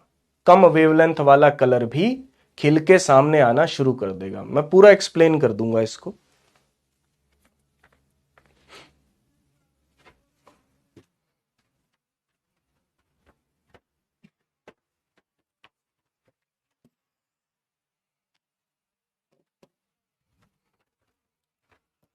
आंसर है वीन्स डिस्प्लेसमेंट लॉ। कलर का जो कॉम्बिनेशन है वो वीन्स ही बताता है, ठीक है ना। मैं आपको समझा देता हूं, देखो विप ग्योर है, विप ग्योर है, आयरन को हीट करना शुरू किया, आयरन को हीट करना शुरू किया। सबसे जो ज्यादा वेवलेंथ है वो इसकी है, ठीक है ना। इस तरफ आते होते लैम्डा डिक्रीज करना शुरू करता है, सबसे ज्यादा वेवलेंथ रेड कलर की होती है, ठीक है ना। तो टेम्परेचर कम है, शुरू में टेम्परेचर कम है, तो ज्यादा लैम्डा वाला कलर उठ के सामने आएगा। टेम्परेचर कम है, ज्यादा लैम्डा वाला कलर उठ के सामने आएगा, तो शुरू में वो आयरन की बॉल जो है वो रेड दिखाई देगी। शुरू में आयरन की बॉल रेड दिखाई देगी। धीरे धीरे जैसे हम टेम्परेचर बढ़ाते रहेंगे, ठीक है ना, धीरे धीरे हम टेम्परेचर बढ़ाते रहेंगे, टेम्परेचर बढ़ा दिया, लैम्डा कम होना शुरू हो गया। मतलब अब बाकी कलर्स भी इसमें कंट्रीब्यूट करना शुरू करेंगे, बाकी कलर्स कंट्रीब्यूट करना। रेड तो दिख ही रहा था पहले, अब धीरे धीरे इधर की तरफ आओ, धीरे धीरे इधर की तरफ आना है, विप ग्योर वायलेट की तरफ जाना है, बस टेम्परेचर बढ़ाते हुए वायलेट की तरफ जाना है। अब येलोइश, ऑरेंज, येलो, ग्रीन, ऐसे धीरे धीरे आएंगे, ठीक है ना। ऑरेंज आएगा पहले, फिर येलोइश आएगा। इन्होंने क्वेश्चन में खुद ही येलो बोल रखा है भाई उन्होंने, कि रेड में हल्का हल्का येलो मिक्स होना शुरू हो गया, रेड में हल्का हल्का येलो मिक्स होना शुरू हो गया। तो येलो भी है और बीच बीच में रेडिश भी है, तो रेडिश येलो, ठीक है ना, हल्का हल्का उसमें येलो मिक्स होना शुरू हो गया। फिर और आगे बढ़े, और टेम्परेचर बढ़ाया, और टेम्परेचर बढ़ाया, तो बाकी सारे कलर्स भी कंट्रीब्यूट करने लग गए, है ना। टेम्परेचर और बढ़ाएंगे, लैम्डा और कम हो जाएगा, इसका मतलब बाकी सारे कलर्स भी, अब सारे कलर्स कंट्रीब्यूट करेंगे। अब जब सारे कलर्स कंट्रीब्यूट करेंगे तो कैसी लाइट दिखेगी? व्हाइट लाइट, ऑल कलर्स, क्योंकि धीरे धीरे सारे कलर उसमें मिक्स होने शुरू हो जाएंगे, धीरे धीरे सारे कलर्स जो है खिल के आने शुरू हो जाएंगे। पहले सिर्फ रेड कलर खिल के आ रहा था, फिर रेड के अंदर येलो कलर भी खिल के आना शुरू हुआ, धीरे धीरे सारे कलर्स खिल के आने शुरू हुए, तो व्हाइट दिखना शुरू हो जाएगा। समझ में आया? डन। यही एक्सप्लेनेशन है। गरम करते जाओ तो गरम करते जाओ तो एंड में वो व्हाइट हॉट दिखेगा बेटा, पास। लास्ट क्वेश्चन है, yes this is the last. 2006 का सवाल है, कर लो बस, लास्ट है, last, that is the last. पढ़ो।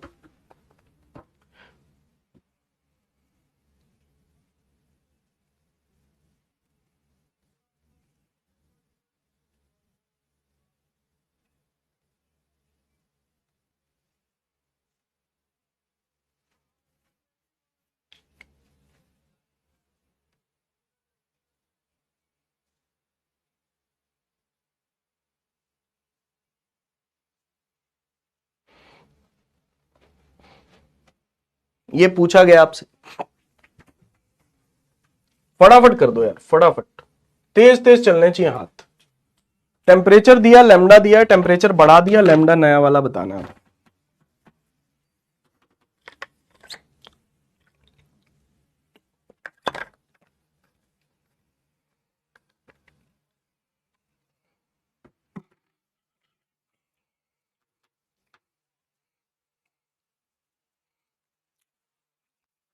ठीक है, अब आपको और परेशान नहीं करेंगे।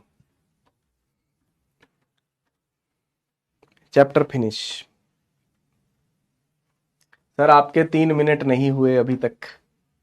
क्या करूं यार, पोल भी करवाते हैं ना, अगर पोल नहीं करवाऊं तो मैं डायरेक्ट टिक टिक टिक करता चला जाऊं, फिर आपको पोल भी चाहिए होता है ना।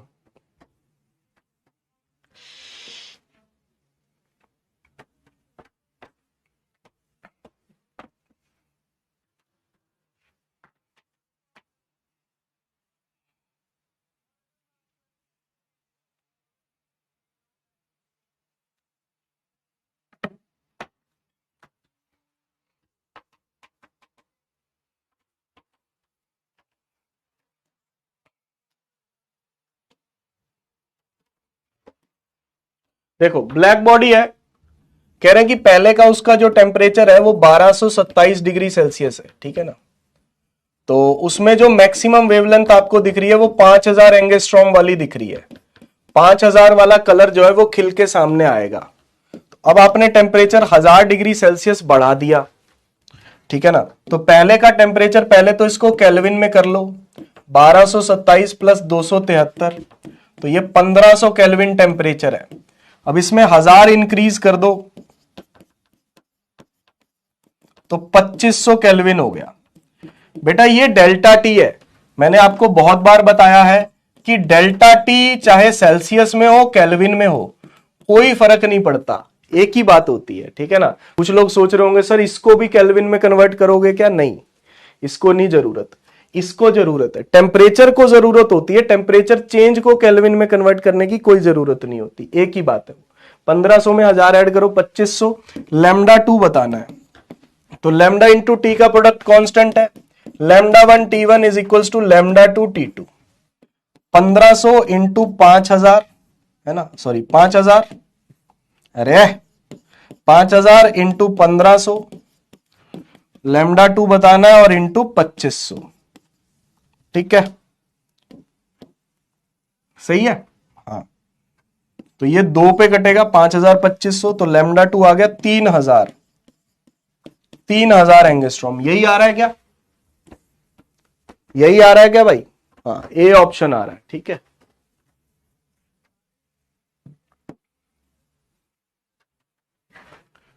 अरे क्या किया, हे प्रभुनाथ, हे जगन्नाथ, ये क्या किया, ये क्या हो गया,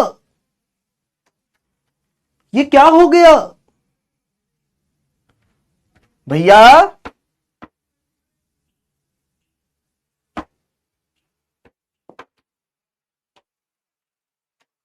चैप्टर फिनिश, ये होमवर्क कर लेना, एक्सरसाइज 4 भी कंप्लीट हो जाएगी, सारे पीवाईक्यू हो जाएंगे, कोई दिक्कत नहीं आएगी आपको।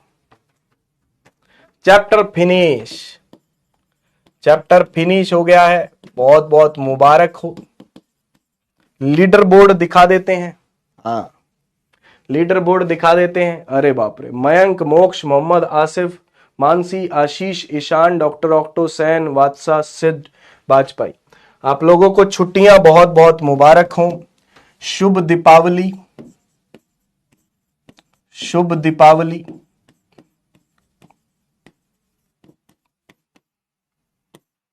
या शुभ दिवाली, हैप्पी दिवाली।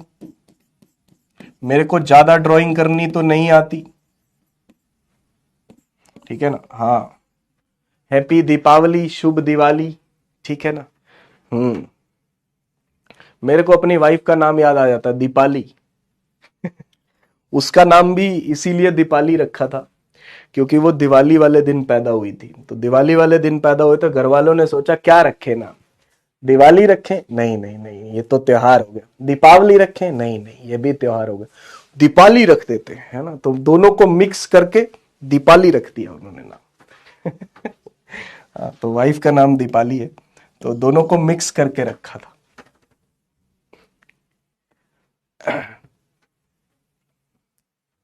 तो आप सभी को दीपावली की बहुत बहुत शुभकामनाएं। हैप्पी धनतेरस। आज धनतेरस है, आज कोई बर्तन वर्तन खरीद लें, ठीक है ना। बर्तन वर्तन खरीदते हैं आज लोग, है ना, बर्तन वर्तन खरीद लें। क्या हैप्पी दीपाली सर।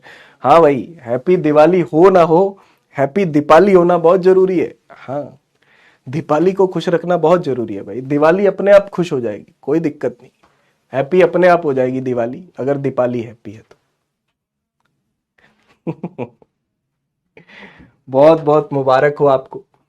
एक बार की बात है, हाँ, भाई दूज भी आएगा ना। हाँ, भाई दूज की भी बहुत बहुत मुबारक, सभी की मुबारक है, सभी की मुबारक, ठीक है। हाँ, तो एक बार की बात है, मैं पटाखे चला रहा था बाहर। आजकल तो कम कर दिया। आप लोग पटाखे चलाते हो क्या? पटाखे चलाते हो? मैं पटाखे चला रहा था, तो ना वो एक बम होता ना, बम वाले होते हैं, एक लक्ष्मी बम होता है, एक आलू बम होता है, इस तरीके के बम होते हैं।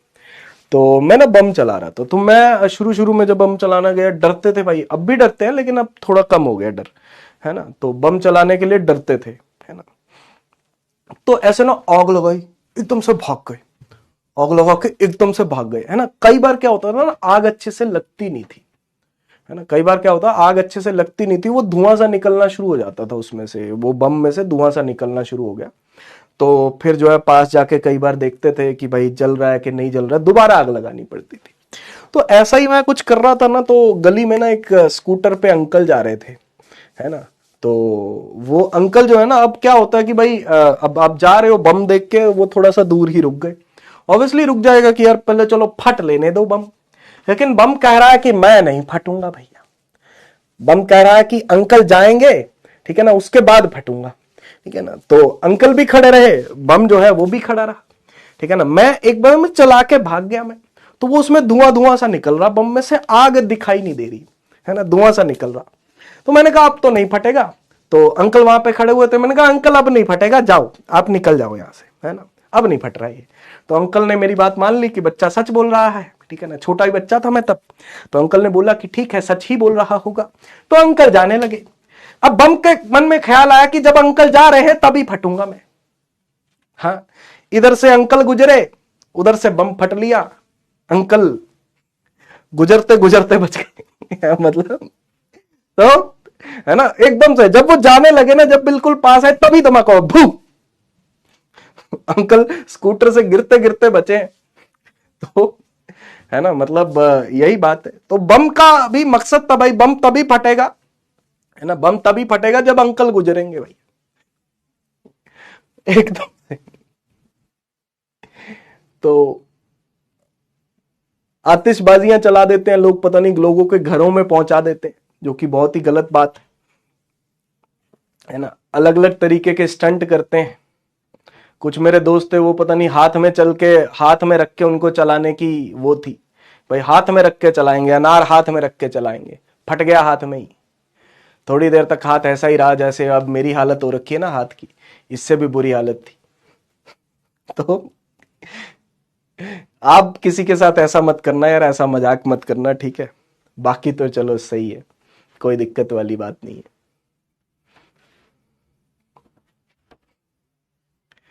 ठीक है। हाँ, काली पूजा भी है, काली पूजा की भी मुबारकबाद। वीडियो कॉल करनी है क्या? क्या कहते हो?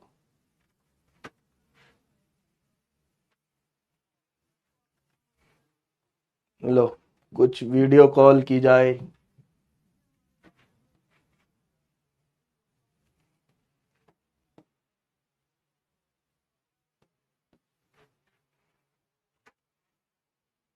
अच्छा, सॉन्ग सुनोगे मेरे से? सॉन्ग? सॉन्ग कौन सा सुनाऊं यार?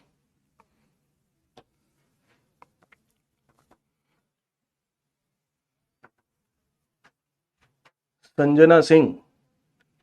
Okay, hello hello hello. तो और क्या क्या, मेरिंग मिचिंग। Hello hello hello. और कौन आया है हमारे साथ? अच्छा, मेरिंग जी चले गए हैं।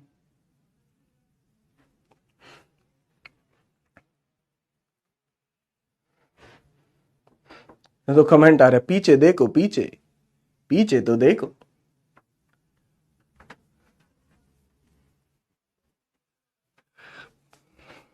दिवाली सॉन्ग? सर आपने लड़कियों को ही ऐड किया। अरे बेटा, मैंने तो सबको ऐड किया था यहाँ पे, सबको ऐड किया था। हाँ, ऐसा थोड़ी है, इतना भेदभाव नहीं करता भाई मैं। मैंने वो सॉन्ग सुनाया था क्या आपको, तेरे बिन सानू सोनिया? मतलब अभी मेरे को वही याद आ रहा है यार। तेरे बिन सानू सोनिया, मेरे को बताओ क्या वो सुनाया था क्या मैंने? तेरे बिन सानू सोनिया कोई होर नहीं हो लबना।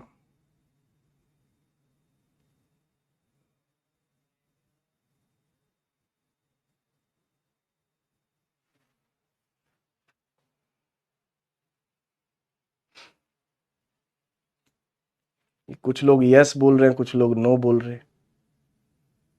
मेरे को याद नहीं रहता ना, पता नहीं कौन सी क्लास में सुनाया था, शायद आपकी क्लास में ही सुनाया होगा। अच्छा, अब क्या सुन के मानोगे यार? तो मेरे को याद नहीं आते ना सॉन्ग यार।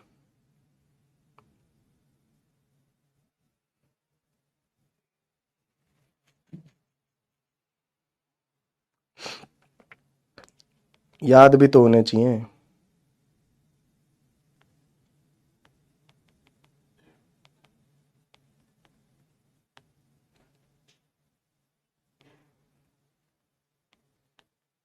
जिसको जाना है जा सकता है यार, ये ना, जिसको जाना है जा सकता है।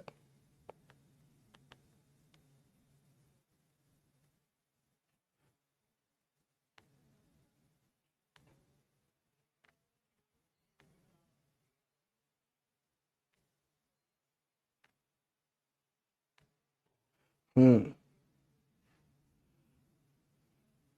दिवाली का कोई सॉन्ग है क्या? मतलब अभी तो हम टाइम पास ही कर रहे हैं भाई, जिसको जाना है जा सकता है। मैं ढूंढ रहा हूँ कुछ सॉन्ग मिल जाए। कोई सॉन्ग ही नहीं मिल रहा है यार मेरे को, याद भी नहीं आ रहा है।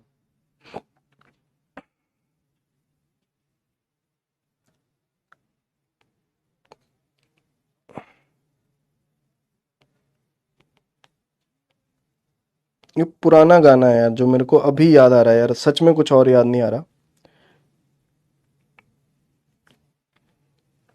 वही सुना देता हूँ, ठीक है? अरे हिंदी याद नहीं आ रहा यार, वही तो पंगा है।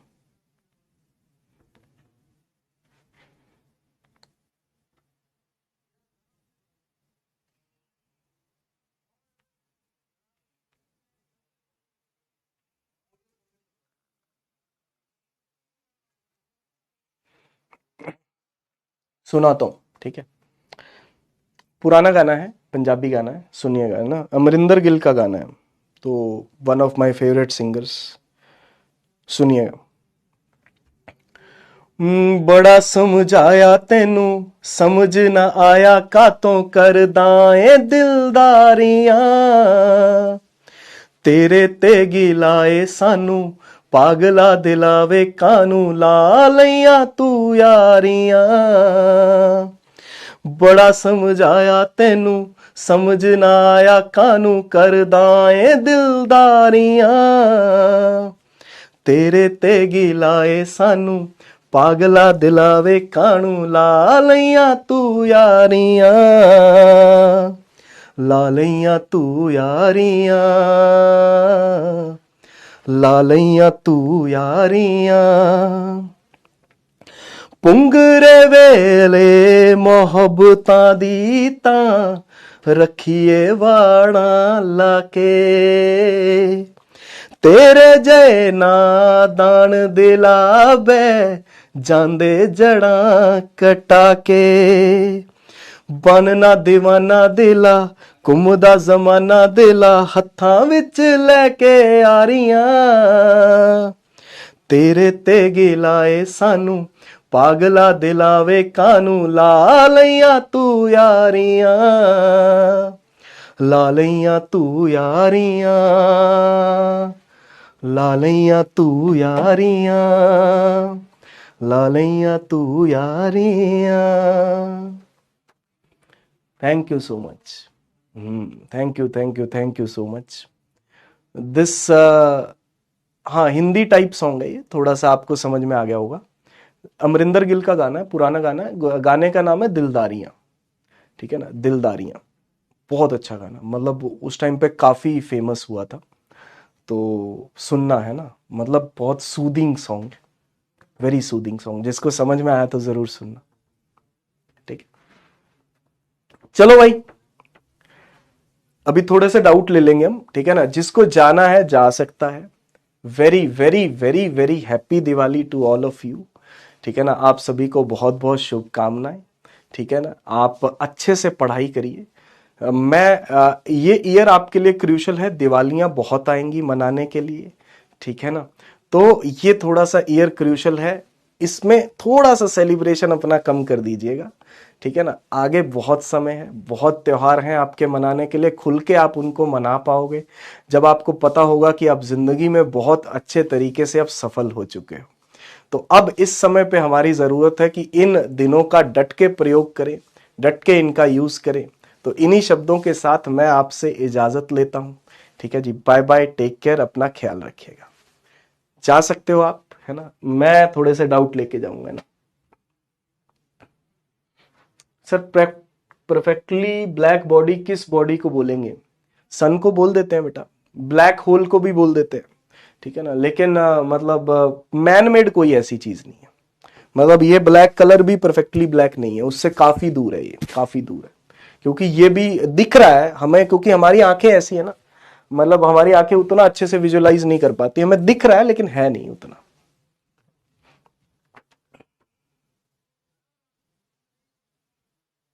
बिल्कुल यार, 700 पार जाना है, ठीक है ना, बिल्कुल बिल्कुल बिल्कुल। सर न्यूटन के ऊपर एप्पल की जगह बम गिरना चाहिए, बिल्कुल जी भाई, जुम्मा मुबारक भाई, राम राम सारे ने, हैप्पी दिवाली, राम राम, राधे राधे। मर्चिंग मिचिंग कहाँ का था? अच्छा वो ठीक है ठीक है ठीक है, मुझे भी नहीं पता, तो वो खुद ही बताएंगे। इसके बाद और भी लॉ आज पढ़ाने हैं सर? नहीं बस सर, पोल का कुछ कीजिए बेटा, ये ऐसे ही होगा यार, वो क्योंकि स्ट्रीमिंग आप तक पहुंचे, मैच का भी ऐसे ही होता है, आप क्रिकेट मैच देखते हो वो भी 15-20 सेकंड लेट आता है यार, जब वो उस टेक्नोलॉजी को नहीं कर पाए तो अपन कैसे कर देंगे, है ना, यहाँ पे वो वाली बात है यार, वो डिले तो आता ही आता है, वो भी यही सॉफ्टवेयर यूज करते हैं जो हम कर रहे हैं, सेम सॉफ्टवेयर यूज करते हैं जो क्रिकेट मैच के टेलीकास्ट में यूज होता है ना, अपन बहुत एडवांस चल रहे हैं यार।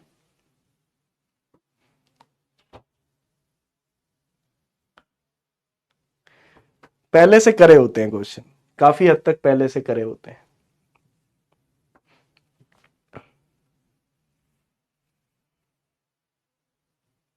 टेम्परेचर वेव, सो वही से wavelength corresponding to maximum energy, because wavelength बढ़ता है एनर्जी घटता है ना बेटा, क्या होता है वो एच सी बाय लेमडा, वो क्वांटम थ्योरी को छोड़ो, ठीक है ना, सिंपल सी बात है, टेम्परेचर आप बढ़ाओगे, ठीक है ना, टेम्परेचर बढ़ाओगे ओवरऑल एनर्जी बढ़ेगी, टोटल जैसे 100 जूल थी पहले 1600 जूल हो गई, ठीक है ना, मतलब मैं एग्जांपल ले रहा हूं, ओवरऑल एनर्जी बढ़ गई। लेकिन सबसे पहले जो क्लास में फर्स्ट आ रहा था, आप ऐसे समझो कि अब क्लास में फर्स्ट कोई और आ रहा है, बस यही बात है कि पहले जो क्लास थी, ठीक है ना, पहले जो क्लास थी जितने भी बच्चों की थी उसमें से फर्स्ट कोई और इंसान आ रहा था, अब कोई और इंसान फर्स्ट आ रहा है। ठीक है ना भाई, पहले मान लो 100 में से नंबर देने थे, ठीक है ना, 100 में से नंबर देने थे, एक को दे दिया 32, एक को दे दिया 38, एक को दे दिया 70, ठीक है 30, फिर आपके टोटल मार्क्स हो गए 400, ठीक है ना। तो 400 में से 200 इसके, 80 इसके, 120 इसके। पहले क्लास में फर्स्ट कौन आ रहा था? ये इंसान। अब क्लास में फर्स्ट ये आ रहा है, ये फर्क है। ओवरऑल तो इंक्रीज हुआ है, देखो सबके नंबर बढ़े हैं। इसके 32 से 200 हो गए, इसके नंबर भी बढ़ गए, इसके 38 से 80 हो गए, इसके 30 से 120 हो गए, सबके नंबर बढ़ गए, ठीक है ना, सबके नंबर बढ़ गए, सबकी एनर्जी बढ़ गई। लेकिन फर्स्ट पहले जो ये आ रहा था इंसान, अब ये आ रहा है, ये फर्क, ठीक है।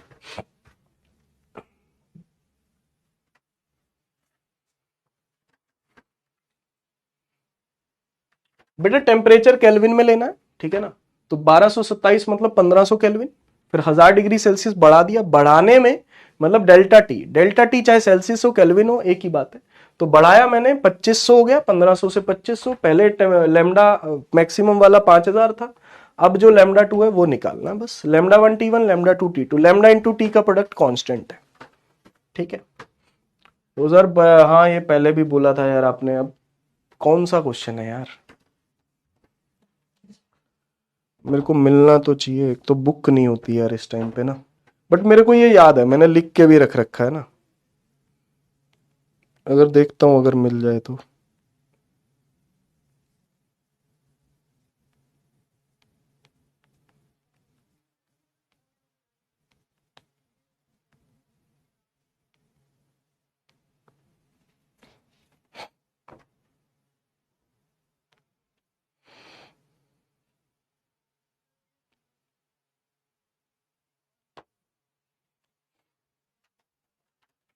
पता नहीं यार। सर बैच के टेस्ट के साथ एआईटीएस को कैसे मैनेज करें, क्योंकि ठीक से ना टेस्ट का रिवीजन हो पा रहा और ना ही एआईटीएस का। बेटा आप अपने बैच के टेस्ट को प्रेफरेंस दो, ठीक है ना, बैच के टेस्ट को प्रेफरेंस दो ऑब्वियसली, ठीक है ना। एआईटीएस की जितनी तैयारी कर सकते हो उतनी कर लो, मतलब बैच के टेस्ट को प्रेफरेंस दो ऑब्वियसली, ठीक है ना, क्योंकि जो चल रहा है वो सीक्वेंस में चल रहा है सिलेबस के साथ। एआईटीएस, ठीक है ना, एआईटीएस अगर आपका मन है देने का तो जरूर दो, कोई दिक्कत नहीं है, लेकिन उसकी जितनी तैयारी कर पाते हो उतनी कर लो, ठीक है ना। जितनी तैयारी करके जाओगे उसके हिसाब से पेपर दे दो, जितने मार्क्स आ गए, ठीक है ना, आपको ये तो हो जाएगा ना कि भाई कम तैयारी में भी आपके ज्यादा मार्क्स आ रहे हैं, ठीक है ना। तो एआईटीएस में क्योंकि रिवीजन करनी पड़ेगी, जितनी थ्योरी रिवाइज कर सकते हो उससे पहले वो कर लो, लेकिन प्रेफरेंस इसको रखो, इसको इग्नोर मत करना। अगर इसके करने के बाद टाइम बचे तो जाना एआईटीएस पे। मैम से वीडियो कॉल,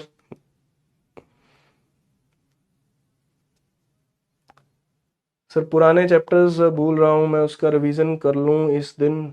हाँ कर सकते हो बेटा, कर सकते हो। आप अपना देखो कि आपको किस तरीके से, अगर प्रेजेंट चैप्टर आपके अच्छे हैं तो फिर आप पुराने का रिवीजन कर लो, अगर प्रेजेंट चैप्टर अच्छे नहीं है तो फिर आप ये वाले करो भैया, है ना, जो चल रहा है एटलीस्ट वो तो हम करें, है ना। अरे करा तो था।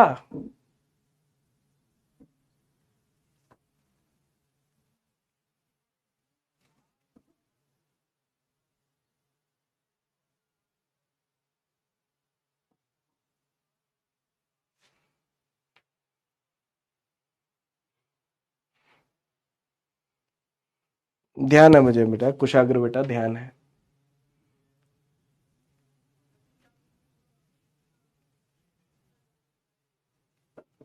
बेटा एनर्जी तो बढ़ ही रही है ना, ओवरऑल एनर्जी बढ़ रही है, ठीक है ना, टोटल एनर्जी बढ़ रही है। और पहले जिसकी सबसे ज्यादा एनर्जी थी, जिस वेवलेंथ की, ठीक है ना, पहले जिस वेवलेंथ की सबसे ज्यादा एनर्जी थी, ठीक है ना, अब किसी दूसरी वेवलेंथ की सबसे ज्यादा एनर्जी है, समझ रहे हो। पहले जो फर्स्ट आ रहा था अब कोई और फर्स्ट आ रहा है, ये बात। इसलिए मैक्सिमम बोलते हैं क्योंकि आ तो फर्स्ट ही रहा है ना, पहले कोई और फर्स्ट आ रहा था अब कोई और फर्स्ट आ रहा है, तो फर्स्ट तो वही आ रहा है ना अभी भी, मतलब फर्स्ट तो आ ही रहा है ना, इसलिए मैक्सिमम वर्ड यूज किया जाता है। जी बिल्कुल। चलो भाई, आज के लिए हम इतना ही रखते हैं। बाय बाय, टेक केयर, अपना ख्याल रखिएगा। फिर मिलते हैं दिवाली के बाद। बाय, धन्यवाद।